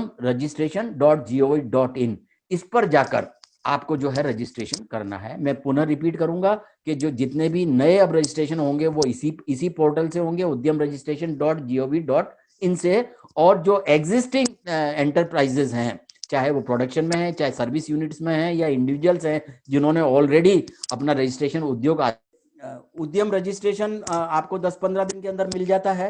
इसके अंदर देखिए आप, जो आपकी कैटेगरी आ रही है यहाँ पर स्मॉल आ रही है, इस तरीके से आपकी भी जो कैटेगरी होगी, माइक्रो है, स्मॉल है या मीडियम है, वो उस अनुसार आपको जो है वो ऑटोमेटिक अलॉट हो जाएगा। इसमें आपको कहीं भी मेंशन करने की जरूरत नहीं कि आप किस कैटेगरी में हैं। आप मैन्युफैक्चरिंग में है तो यहाँ मैन्युफैक्चरिंग, अगर सर्विस में है तो सर्विस लिखा हुआ होगा, आपका नाम और आपका जो है जो अलॉट किया गया था आपको नंबर, वो यहाँ पर दर्शाया जा रहा होगा। इस तरीके से ये बहुत महत्वपूर्ण है। बहुत सारे हमारे एंटरप्राइजेज ऐसे हैं जिन्हें आज भी पता नहीं है कि ये हमें रजिस्ट्रेशन कराना आवश्यक है।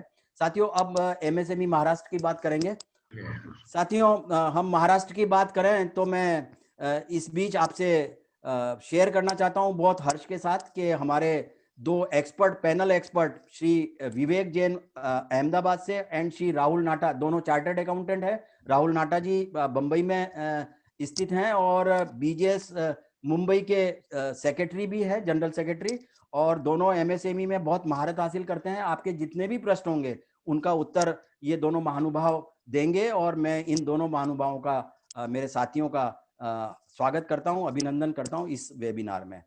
आशा करता हूं कि आपने अपने प्रश्न रख दिए होंगे। सिर्फ हम एमएसएमई से रिलेटेड ही चर्चा करेंगे क्योंकि आप जानते हैं मैं माइनॉरिटी का भी एक्सपर्ट हूं। बहुत सारे लोग हो सकता है चाह रहे हो कि कुछ माइनॉरिटी पे प्रश्न करें, लेकिन हम किसी भी माइनॉरिटी सब्जेक्ट से रिलेटेड आज यहाँ हम कोई भी प्रश्न को एंटरटेन नहीं करेंगे, ये चीज आप ध्यान रखें। मैं रमेश जी से भी निवेदन करूंगा कि यदि माइनॉरिटी से रिलेटेड कोई प्रश्न आया है तो आप जो है उसको जो है मेरे सामने, हमारे सामने पुटअप नहीं करेंगे, क्योंकि जो हमारे एक्सपर्ट हैं वो माइनॉरिटी से रिलेटेड किसी भी प्रश्न का उत्तर नहीं देंगे। साथियों, आगे बढ़ते हैं। अब महाराष्ट्र राज्य की एमएसएमई की क्या योजनाएं हैं उन्हें हम देखेंगे। Maharashtra package scheme of incentive policy 1 अप्रैल 2019 से 31 मार्च 2024 तक ये प्रभावी है। ये पॉलिसी का नाम है Maharashtra package scheme of incentive policy, और इसमें fiscal and non fiscal industrial incentives to Maharashtra industries in Maharashtra, ये हम जो है, वैसे तो ये सभी इंडस्ट्रीज के लिए, जो मेगा इंडस्ट्रीज हैं या लार्ज इंडस्ट्रीज हैं उनके लिए भी है, लेकिन हमारा फोकस ये जो है वो एमएसएमईज को क्या बेनिफिट्स हैं उस पर है, और वो ही हम यहाँ प्रस्तुत करने जा रहे हैं। साथियों, एमएसएमई जो एंटरप्राइजेज हैं, वो इस योजना में कौन से एंटरप्राइजेज लाभ ले सकेंगे? जो नई यूनिट्स लग रही हैं, जो ये पीरियड हमने बताया है 2019 से लेकर 2024, इस अवधि के अंदर जितनी भी यूनिट्स लगेंगी, जो कैटेगराइजेशन जिनका एमएसएमई में होगा और जिनके पास उद्यम रजिस्ट्रेशन है, वो इसमें लाभ ले सकेंगे, नई यूनिट्स। और जो एग्जिस्टिंग यूनिट्स हैं, वर्तमान में जो यूनिट्स हैं, यदि वो एक्सपांशन में जा रही है, टेक्निकल अपग्रेडेशन में जा रही है, मॉडर्नाइजेशन में जा रही है, या डाइवर्सिफिकेशन में जा रही हैं, तो वो भी इस योजना का लाभ ले सकेंगे। अब ये जो एंटरप्राइजेज है, इनकी लोकेशन जो है वो किन किन नोटिफाइड जोन्स के अंदर है? इंडस्ट्रियल जोन्स महाराष्ट्र सरकार ने नोटिफाइड किए हैं, ए, बी, सी, डी प्लस, और इसके अलावा भी कुछ ऐसे डिस्ट्रिक्ट हैं जो इंडस्ट्रियली बहुत बैकवर्ड हैं। आइए देखते हैं। ए का मतलब ये है कि जितनी भी वो इंडस्ट्रियली फुली डेवलप्ड है, वहां पर अब इंडस्ट्रीज लगाने का जो है स्कोप खत्म हो चुका है। बी नोटिफाइड एरिया, उसका अर्थ यह है कि अभी भी कुछ इंडस्ट्री वहां लग सकती है, हालांकि ये भी बी एरिया भी फुली इंडस्ट्रियली डेवलप्ड है, फिर भी वहां थोड़ा स्कोप है, कुछ इंडस्ट्रीज और आ सकती हैं। इससे भी कम इंडस्ट्रीज सी नोटिफाइड एरियाज में है, जहां काफी गुंजाइश है इंडस्ट्रीज लाने की। और इसके अलावा डी और डी प्लस, ये दोनों क्षेत्र ऐसे हैं जो इंडस्ट्रियली महाराष्ट्र में बहुत ज्यादा बैकवर्ड है, और वहां पर बहुत स्कोप है, और वहां के लिए अलग से कुछ सुविधाएं भी राज्य सरकार अलग से भी देती है। इस तरीके के भी प्रावधान है। इसके अलावा कुछ बैकवर्ड डिस्ट्रिक्ट्स, यानी या क्षेत्र कहें तो ज्यादा अच्छा रहेगा, विदर्भ, मराठवाड़ा, रत्नागिरी, सिंधु दुर्ग एवं धुले, ये क्षेत्र जो हैं ये नोटिफाइड एरियाज में नहीं है, लेकिन यहाँ इन क्षेत्रों के अंदर अगर कोई इंडस्ट्री आती है तो वो भी इस पैकेज स्कीम के तहत लाभ लेने के अधिकारी होंगे या पात्र होंगे। इसके अलावा ऐसे डिस्ट्रिक्ट जो नोटिफाइड ही नहीं है और या नक्सल प्रभावित हैं, या ऐसे क्षेत्र जो इंडस्ट्रीज के लिए एस्पायरेशनल हैं, आशास्पद हैं, वहां पर इंडस्ट्री लगाने का बहुत अच्छा स्कोप है, ऐसे सारे जो क्षेत्र में यदि इंडस्ट्री आती है तो इन योजनाओं का लाभ मिलेगा। मित्रों, आप देखते हैं कि जो हमने नोटिफाइड जोन देखे ए से लेकर डी प्लस तक के या अन्य, उनमें कितनी जो है वो सब्सिडीज मिल रही है। इंडस्ट्रियल प्रमोशन सब्सिडी, इसमें देखिए ये इंडस्ट्रियल प्रमोशन सब्सिडी जो फिक्स कैपिटल इन्वेस्टमेंट के ऊपर मिलती है, इसके अंदर ए एरिया में जो है वो अब सब्सिडी नहीं मिलती है, लेकिन बी से शुरू है। बी के अंदर 30% जो है सब्सिडी है, इसका परसेंटेज 30% है, जो 7 साल के अंदर कंप्लीट किया जाएगा। सी नोटिफाइड जोन के लिए 40% है और 7 साल के अंदर। डी और डी प्लस में ये क्रमशः 50 और 60% इंसेंटिव्स हैं फिक्स कैपिटल इन्वेस्टमेंट के ऊपर, और जो जिसका भुगतान सरकार 10 साल के अंदर करेगी। इसके अलावा जो ये विदर्भ, रत्नागिरी, मराठवाड़ा, सिंधु दुर्ग, धुले क्षेत्र हैं, इनके अंदर सब्सिडीज, क्योंकि ये बहुत ही इंडस्ट्रियली बैकवर्ड एरियाज हैं, इसमें 80% इंसेंटिव्स हैं जो 10 साल के अंदर पूरे किए जाएंगे। और नो इंडस्ट्रीज डिस्ट्रिक्ट और या नक्सलाइट प्रभावित एरियाज हैं, उनके अंदर भी 80% तक, यानी अलग अलग जोन में 30% से लेकर 80% है। बल्कि कुछ जोन ऐसे हैं या कुछ सेक्टर ऐसे हैं कि वहां तो 100% सब्सिडी भी मिल रही है। अब ये सरकार जो है ये सब्सिडी देती कैसे है? इंडस्ट्रियल प्रमोशन सब्सिडी, उसका रिएम्बर्समेंट कैसे करती है, आइए उसको देखते हैं। To new and existing units under expansion would be eligible for refund of 100% gross SGST payable।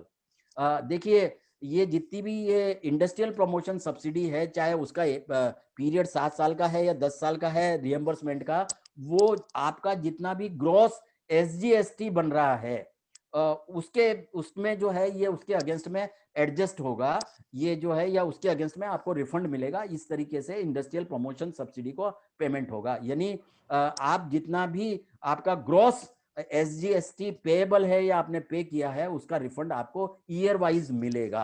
और जितनी भी एक्सटेंशन में जा रही है ये यूनिट्स, उनको भी ये लाभ मिलेगा। देखिए इसके अतिरिक्त units undertaking expansion will be entitled to equivalent of 80%।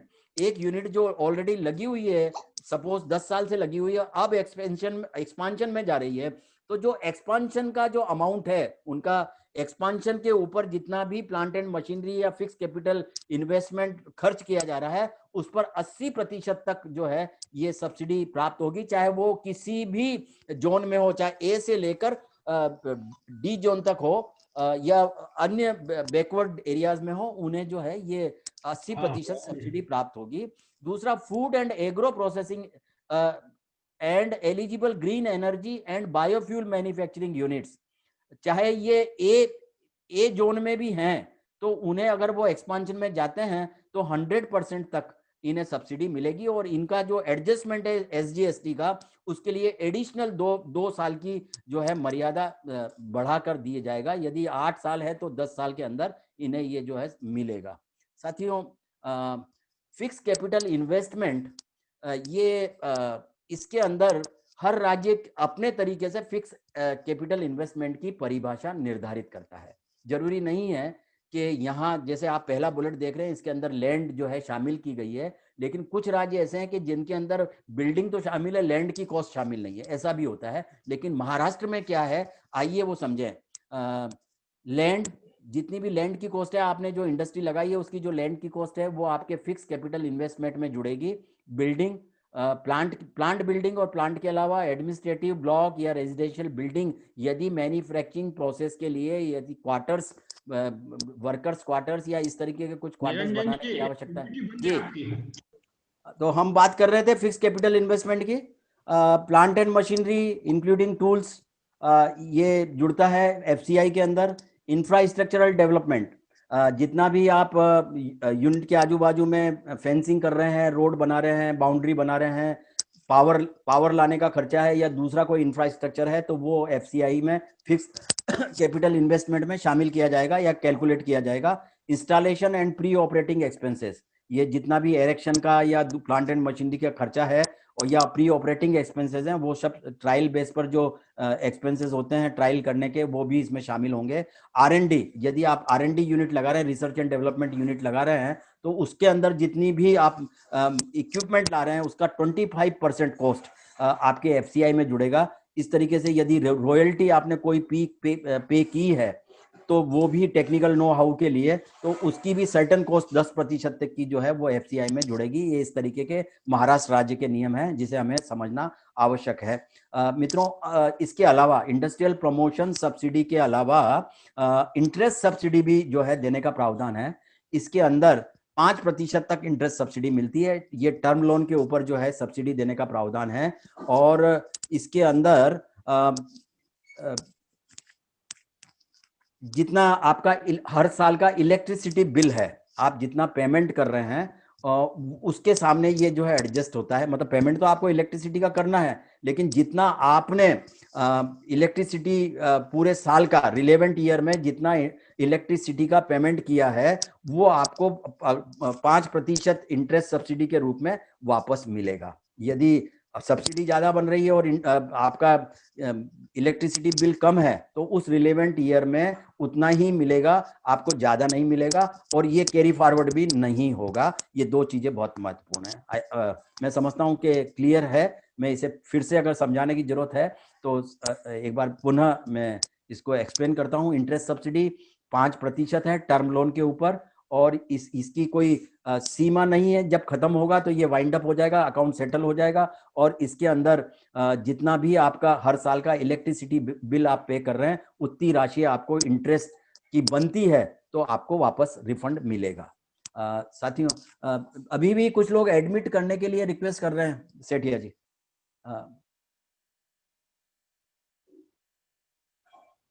Power tariff subsidy ये 3 साल के लिए मिलती है। ये बी, सी, डी और डी प्लस और कुछ जो इंडस्ट्रियल बैकवर्ड जोन है उनके लिए है। ये नई यूनिट्स के लिए मिलेगी। इसमें पावर टैरिफ उनके लिए जो है 50 पैसा प्रति यूनिट का कंसेशन है पावर टैरिफ में। और यदि मराठवाड़ा या दूसरे विदर्भ या इस तरीके के बैकवर्ड डिस्ट्रिक्ट्स हैं या नक्सलाइट प्रभावित एरिया हैं या आशास्पद डिस्ट्रिक्ट हैं जहां इंडस्ट्रियल प्रोग्रेस की संभावना है, तो वहां पर 1 रुपया प्रति यूनिट का भी कंसेशन है। ये इंडस्ट्रियल जो रेट है पावर सप्लाई के या पावर टेरिफ के, उसमें ये कंसेशन दिया जाएगा। इसके अलावा कुछ एडिशनल सब्सिडीज हैं at the rate 5% up to 25 lakhs on additional capital equipment acquired for technology upgradation. जैसे मैंने अभी सेंट्रल स्कीम की बात की थी कि वहां 15% दिया जा रहा था, वो स्कीम बंद हो गई।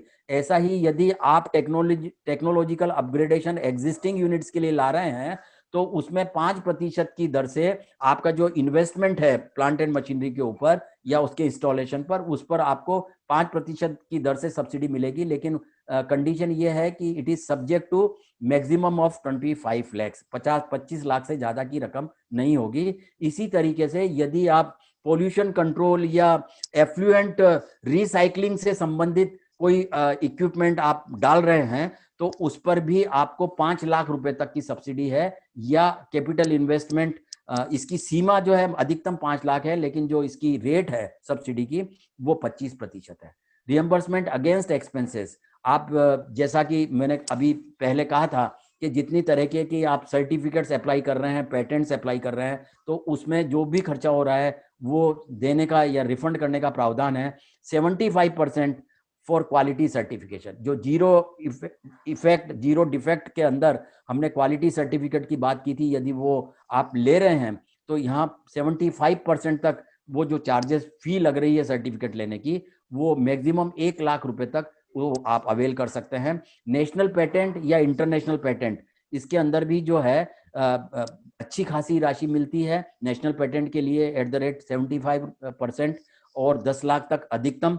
लेकिन अगर इंटरनेशनल पेटेंट है तो इंटरनेशनल पेटेंट अलग अलग देश के लिए अलग अलग अप्लाई करने होते हैं, तो उसके लिए जो है ये मर्यादा 20 लाख रुपए तक की है। इसमें ये बहुत बड़ा सपोर्ट जो है वो इंडस्ट्रीज के लिए प्रोवाइड किया जाता है सरकार की तरफ से।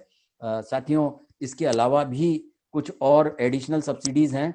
Reimbursement against energy conservation measures, यदि आपकी इंडस्ट्री में पानी की खपत बहुत ज्यादा है तो वाटर ऑडिट करवा सकते हैं। उसकी जो फीस है ऑडिट की, वो भी 1 लाख रुपए तक आपको 75% या अधिकतम 1 लाख रुपया जो है वो आपको मिल सकती है। और वाटर ऑडिटर की जो रिपोर्ट है और उसमें रिकमेंडेशन है, यदि कुछ आपको कुछ इक्विपमेंट डालने हैं for recycling purpose of water या कंजर्वेशन ऑफ वाटर, तो उसमें भी 5 लाख रुपए तक की जो है सीमा मर्यादा है। आप जो इक्विपमेंट डालेंगे उसमें आपको सब्सिडी 5 लाख रुपए तक अधिकतम मिल सकती है, या 50% का उसका सब्सिडी का रेट है। इसी तरीके से इलेक्ट्रिसिटी एनर्जी में भी ऑडिट करवाया जाता है, और उसमें भी हम किस तरीके से एनर्जी सेव कर सकते हैं उसके लिए ऑडिट करवाना। उसकी जो फी है वो 2 लाख रुपए तक पेएबल है, उसका रिएम्बर्समेंट है। और उसमें यदि कोई आप इक्विपमेंट लगा रहे हैं तो वो भी 5 लाख रुपए तक की जो है मर्यादा है। 5 लाख रुपए तक का एडवांटेज आप ले सकते हैं टुवर्ड्स एडिशनल सब्सिडीज। कुछ माफ होती हैं ड्यूटीज, स्टाम्प ड्यूटीज। देखिए 100% ऑन एक्वायरिंग लैंड, यदि आप इंडस्ट्री डालने के लिए जमीन ले रहे हैं तो उसमें जो आपको स्टाम्प ड्यूटी लगती है रजिस्ट्री कराते समय, वो माफ है। इसके अलावा लीज राइट्स अगर ले रहे हैं या दे रहे हैं तो वो भी मतलब स्टाम्प ड्यूटी उस पर माफ होगी। या आप बैंक से जो टर्म लोन ले रहे हैं या दूसरी फैसिलिटीज ले रहे हैं, उस पर जो एग्रीमेंट करेंगे और उस पर जो ड्यूटी लगती है वो भी जो है माफ होगी। इसके अलावा ए कैटेगरी के जो ए नोटिफाइड जोन है उसके अंदर, या बी नोटिफाइड जोन है उसके अंदर, यदि आप इंफॉर्मेशन टेक्नोलॉजी या बायोटेक्नोलॉजी से रिलेटेड जो इंडस्ट्रियल आईटी या बीटी पार्क्स में आपकी इंडस्ट्री है और आप किसी तरीके का लगा रहे हैं इंडस्ट्री या एक्सपांशन कर रहे हैं, और उसमें यदि कोई स्टाम्प ड्यूटी इन्वॉल्व होती है तो उसमें आपको जो है उसकी माफी मिलेगी, वेवर मिलेगा। इलेक्ट्रिसिटी ड्यूटी एग्जेम्पशन, ये भी जो है एक्सपोर्ट ओरिएंटेड यूनिट्स या इंफॉर्मेशन टेक्नोलॉजी या बायोटेक्नोलॉजी से रिलेटेड प्लांट्स हैं, चाहे वो किसी भी नोटिफाइड एरिया में हैं, तो उसमें इलेक्ट्रिसिटी ड्यूटी एग्जेम्पशन है 7 वर्ष के लिए 100%। साथियों, इसके अलावा कुछ और भी इंसेंटिव्स हैं। यदि क्रेडिट रेटिंग चार्जेस आपने पे किए हैं सिडबी बैंक को, सिडबी यानी small industries development bank of India यदि आपने क्रेडिट रेटिंग करवाई है तो उसके जो चार्जेस आपसे ले रही है सिडबी,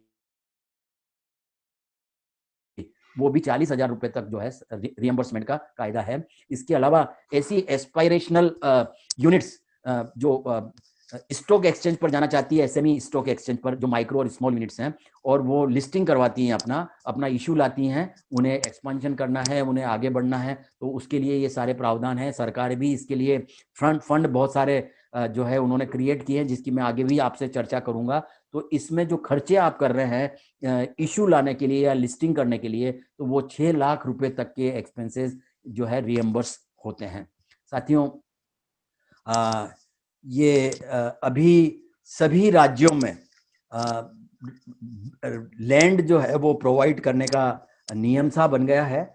यहाँ पर भी महाराष्ट्र इंडस्ट्रियल डेवलपमेंट कॉरपोरेशन के पास लैंड बैंक है, जिसकी जानकारी आप प्राप्त कर सकते हैं। कहाँ पर कौन सा वैकेंट प्लॉट है उसकी भी जानकारी इनकी वेबसाइट के ऊपर अवेलेबल है।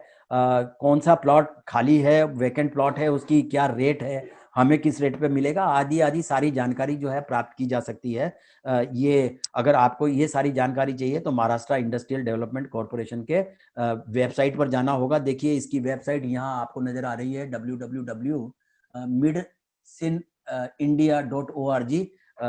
इस पर जाकर आप जो है चेक कर सकते हैं, या आप सिर्फ इतना डालेंगे महाराष्ट्र इंडस्ट्रियल डेवलपमेंट कॉरपोरेशन तो भी जो है वेबसाइट इसका खुल जाता है। इसके अलावा जो बहुत महत्वपूर्ण है वो है सिंगल विंडो सिस्टम। महाराष्ट्र ने भी ये इंट्रोड्यूस किया है, और एक सिस्टम आया है महापरवाना, यानी बिग परमिशन, जिसे इंग्लिश में कह सकते हैं महापरवाना। ये क्या है महापरवाना, आइए देखते हैं। Providing clearance from multiple department with assurance letter. एक लेटर ऑफ इंटेंट जो है महापरवाना के रूप में दिया जाएगा।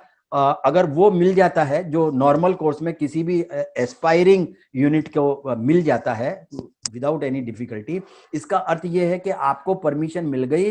अन्य विभागों से किसी तरीके का इमीडिएट आपको क्लियरेंस या परमिशन या लाइसेंस लेने की जरूरत नहीं, आप इंडस्ट्री लगा सकते हैं। To apply Maharashtra industry trade and investment facilitation cell, इसका शॉर्ट नेम है मैत्री। मैत्री पर आपको अप्लाई करना है, maitri.mahaonline.gov.in/रजिस्ट्रेशन। इस पर जो है आप महापरवाना के लिए अप्लाई कर सकेंगे, चाहे सर्विस यूनिट्स के लिए जा रहे हैं आप या फिर प्रोडक्शन यूनिट के लिए जा रहे हैं। जितनी भी यूनिट्स इसमें एनरोल होंगी उनके लिए कायदा ये है सरकार का कि आपको 30 दिन के अंदर सभी 25 विभागों से जितनी भी स्टेचुरी परमिशंस हैं या क्लियरेंसेस हैं वो करा के दे देंगे। 30 दिन के अंदर आपने जिस दिन अप्लाई किया, 30 दिन के अंदर आपका जो है सारा क्लियरेंस करके दे देंगे। यदि नहीं होता है तो ये माना जाएगा कि आपको परमिशन मिल गई है, will be deemed as cleared if not done within 30 days. ये एक बहुत अच्छी सुविधा है जिसको हमें समझने की आवश्यकता है और इसका लाभ लेने की आवश्यकता है। अभी महाराष्ट्र सरकार ने इस तरह की भी इंफ्रास्ट्रक्चर खड़े कर दिए हैं कि आप जो है सिर्फ वहां प्लग एंड प्ले, आप जाकर वहां जो है अपनी यूनिट्स लगा सकते हैं। आपको ना तो जमीन खरीदनी है, ना जो है बिल्डिंग बांधनी है, प्लांट शेड नहीं बनाना है, आपको सब रेडी मिल रहा है। इस तरीके भी अलग अलग जोन्स के अंदर ये सुविधाएं आपको दी जा रही हैं, इसका भी लाभ आप ले सकते हैं। मित्रों, महापरवाना में जैसा मैंने कहा कि 24 घंटे के अंदर with in 24 hours when you make an application online, तो आपको ये परमिशन महापरवाना के रूप में मिल जाएगी। It is a letter of intent. इसका मतलब यह है कि आपको परमिशन मिल गई है, आपकी जितनी भी क्लियरेंसेज है वो आने वाले समय में हो जाएगी और वो सरकार की जवाबदारी है। इस तरीके का ये जो है प्रावधान कर दिया गया है। मित्रों, सिडबी के बारे में अब हम बात करेंगे, लेकिन उससे पहले बैंक ऑफ महाराष्ट्र ये भी जो है सिडबी की तरह इंडस्ट्रियल या सर्विस यूनिट्स को कुछ कंसेशनल रेट्स के ऊपर या उनकी विशेष योजनाएं हैं जिसमें वो एंटरटेन करती हैं एमएसएमई यूनिट्स को, इसका लाभ भी लिया जा सकता है। इसमें अलग अलग है, मैं बहुत डिटेल में नहीं जाऊंगा, समय की मर्यादा है, समय पूरा हो रहा है। लेकिन सीजीटी एमएसई के अंदर जो 50 करोड़ रुपए तक के अगर यूनिट्स आ रहे हैं, 0.50 करोड़ यानी 50 लाख तक के अगर यूनिट्स आ रहे हैं, तो उनके लिए जो है कुछ प्रावधान है बैंक के द्वारा, वो समझने की आवश्यकता है। बैंक ऑफ महाराष्ट्र की वेबसाइट पर जाकर आप इसको पूरा अध्ययन कर सकते हैं। इसी तरीके से जैसा मैंने कहा था कि एमएसएमई में जितने भी सर्विस प्रोवाइडर्स हैं, चाहे वो इंजीनियर्स हैं, आर्किटेक्ट हैं, चार्टर्ड अकाउंटेंट्स, डॉक्टर्स या हॉस्पिटल्स आदि, वो सबके लिए भी जो है महाराष्ट्र बैंक की विशेष योजनाएं हैं टर्म लोन की या फैसिलिटीज की, उसको भी अध्ययन आप करें, ऐसा मेरा आपसे निवेदन है। साथियों, अब small industries development bank SIDBI, ये विशेष रूप से एमएसएमईज के लिए स्थापित या उनको सपोर्ट करने के लिए स्थापित की गई बैंक है। इनकी अलग अलग योजनाएं हैं, मैं योजनाओं की बहुत डिटेल में नहीं जाऊंगा, कुछ 6 योजनाएं मैं शॉर्ट में 2 मिनट में आपको समझाने का प्रयास करूंगा। सिडबी की एक योजना है स्माइल, SMILE, इसके अंदर 25 लाख रुपए तक का प्लांट एंड मशीनरी के लिए टर्म लोन है और 10 लाख जो है वो वर्किंग कैपिटल के रूप में मिलता है। ये रीपेमेंट 10 साल में किया जा सकता है, मॉरेटोरियम पीरियड 3 साल है। यदि आप नई इंडस्ट्री लगा रहे हैं और इस योजना में जा रहे हैं तो 3 साल तक आपको कुछ पे नहीं करना, उसके बाद 7 साल के अंदर ये पेमेंट आपको करना है। इक्विपमेंट फाइनेंस, ये एग्जिस्टिंग यूनिट के लिए है, यदि नई मशीनरी परचेस करना चाहते हैं तो इसका रीपेमेंट भी जो है 6 साल के अंदर होगा, जिसमें 1 साल का मॉरेटोरियम पीरियड होगा। पार्टनरशिप विद OEM, OEM का अर्थ है ओरिजिनल इक्विपमेंट मैन्युफैक्चरर्स। ये सिडबी की कुछ लिस्ट पे या एम्पेनल्ड जो है OEM है, अगर उनसे आप मशीन परचेस कर रहे हैं तो ये आपको 1 करोड़ रुपए तक का एक्सपांशन के लिए या अपग्रेडेशन के लिए लोन मिल सकता है, जिसका पेमेंट 5 साल में करना है। और ऐसी यूनिट्स कम से कम उनकी जो लाइफ है वो 3 साल की हो गई है, वो 3 साल से पुरानी होनी चाहिए, उनके लिए ये जो है योजना है। इस तरीके से working capital, cash credit limits आदि की भी जो है ये सारी फैसिलिटीज सिडबी प्रोवाइड करती है।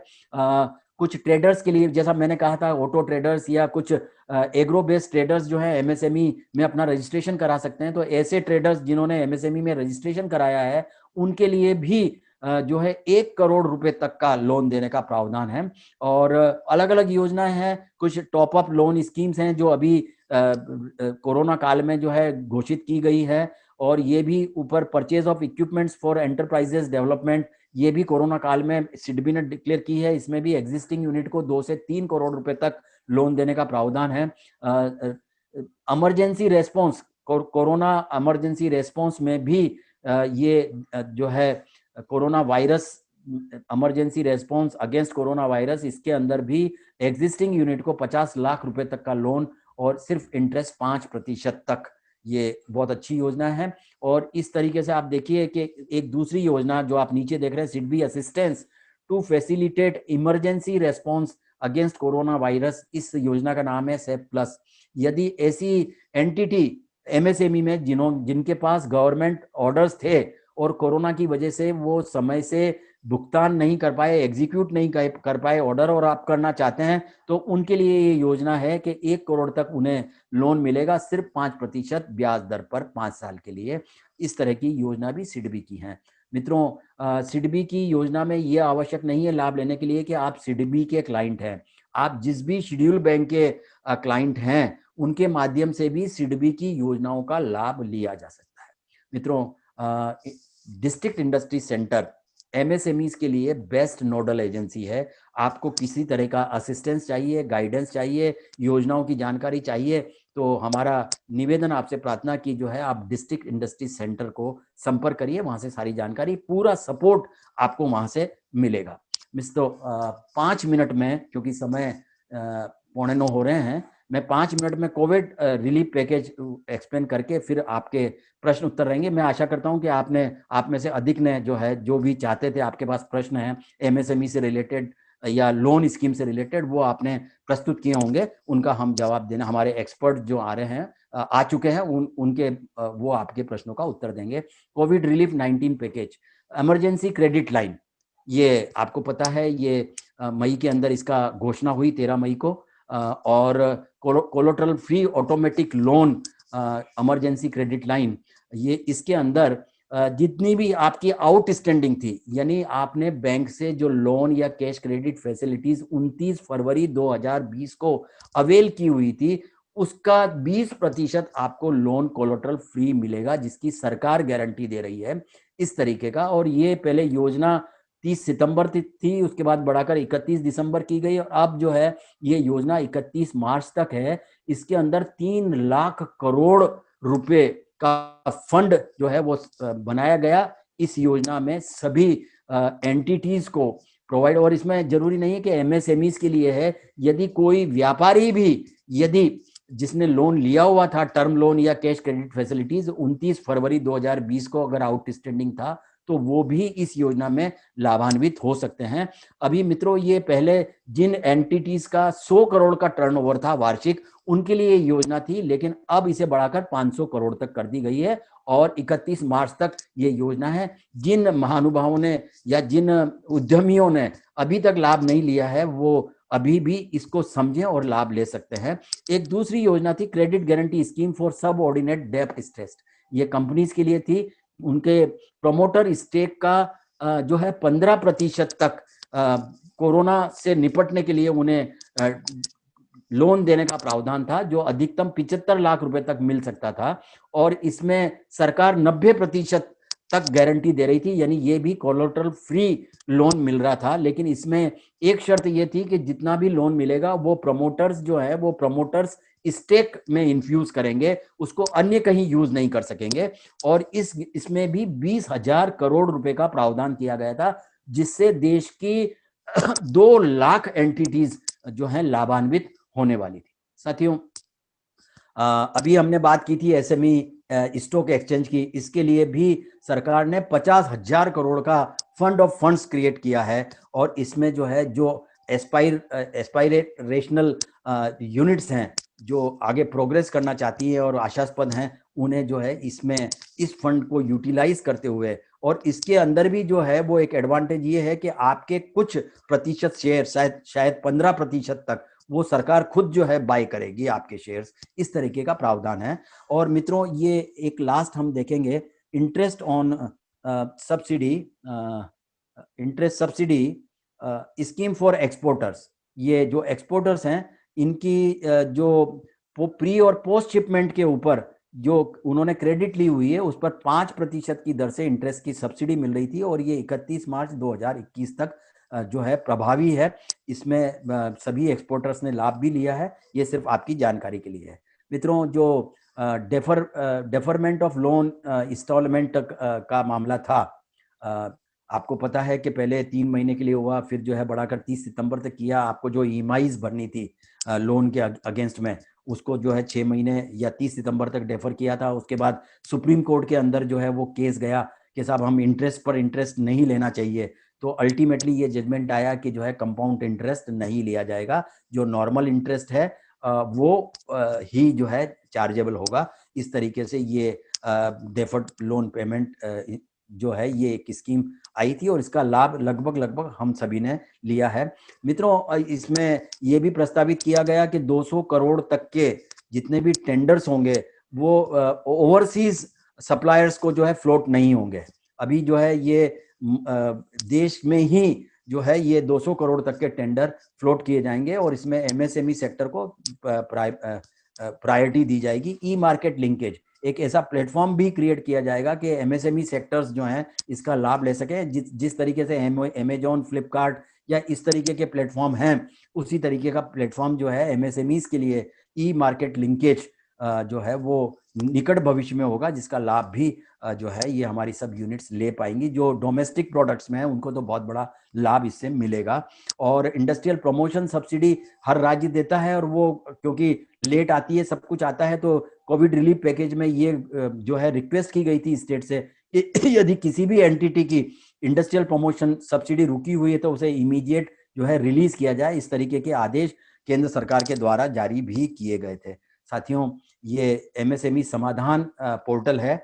यदि आप एमएसएमई में हैं और किसी तरह की आपको ग्रीवेंसेस है, यदि 45 डेज प्रोटेक्शन पेमेंट में कहीं डिले हो रही है, तो आप जो है यहाँ पर अपनी जो है कंप्लेंट लिखा सकते हैं, कंप्लेंट कर सकते हैं, आपको इमीडिएट उसमें रेस्पॉन्स मिलेगा। इस तरीके से एक और जो है ये चैंपियंस करके पोर्टल है, ये एमएसएमई मिनिस्ट्री का है। इसमें भी आप किसी भी तरीके के सजेशंस या अपने कंप्लेंट सब कुछ डाल सकते हैं। साथियों, ये एमएसएमई बहुत महत्वपूर्ण सेक्टर है इस देश का, और हमारे युवा साथियों को ये सब समझने की आवश्यकता है, ताकि वो नौकरियों से निकलकर बिजनेस में आए और देश के अर्थतंत्र को मजबूत करने में उनकी कंस्ट्रक्टिव भागीदारी को सुनिश्चित करें, इसके लिए ये बहुत आवश्यक है। जितनी भी एग्जिस्टिंग यूनिट्स हैं एमएसएमई की, यदि उन्हें कोई नई जानकारी मिली हो और अधिक कुछ गाइडेंस लेना चाहते हो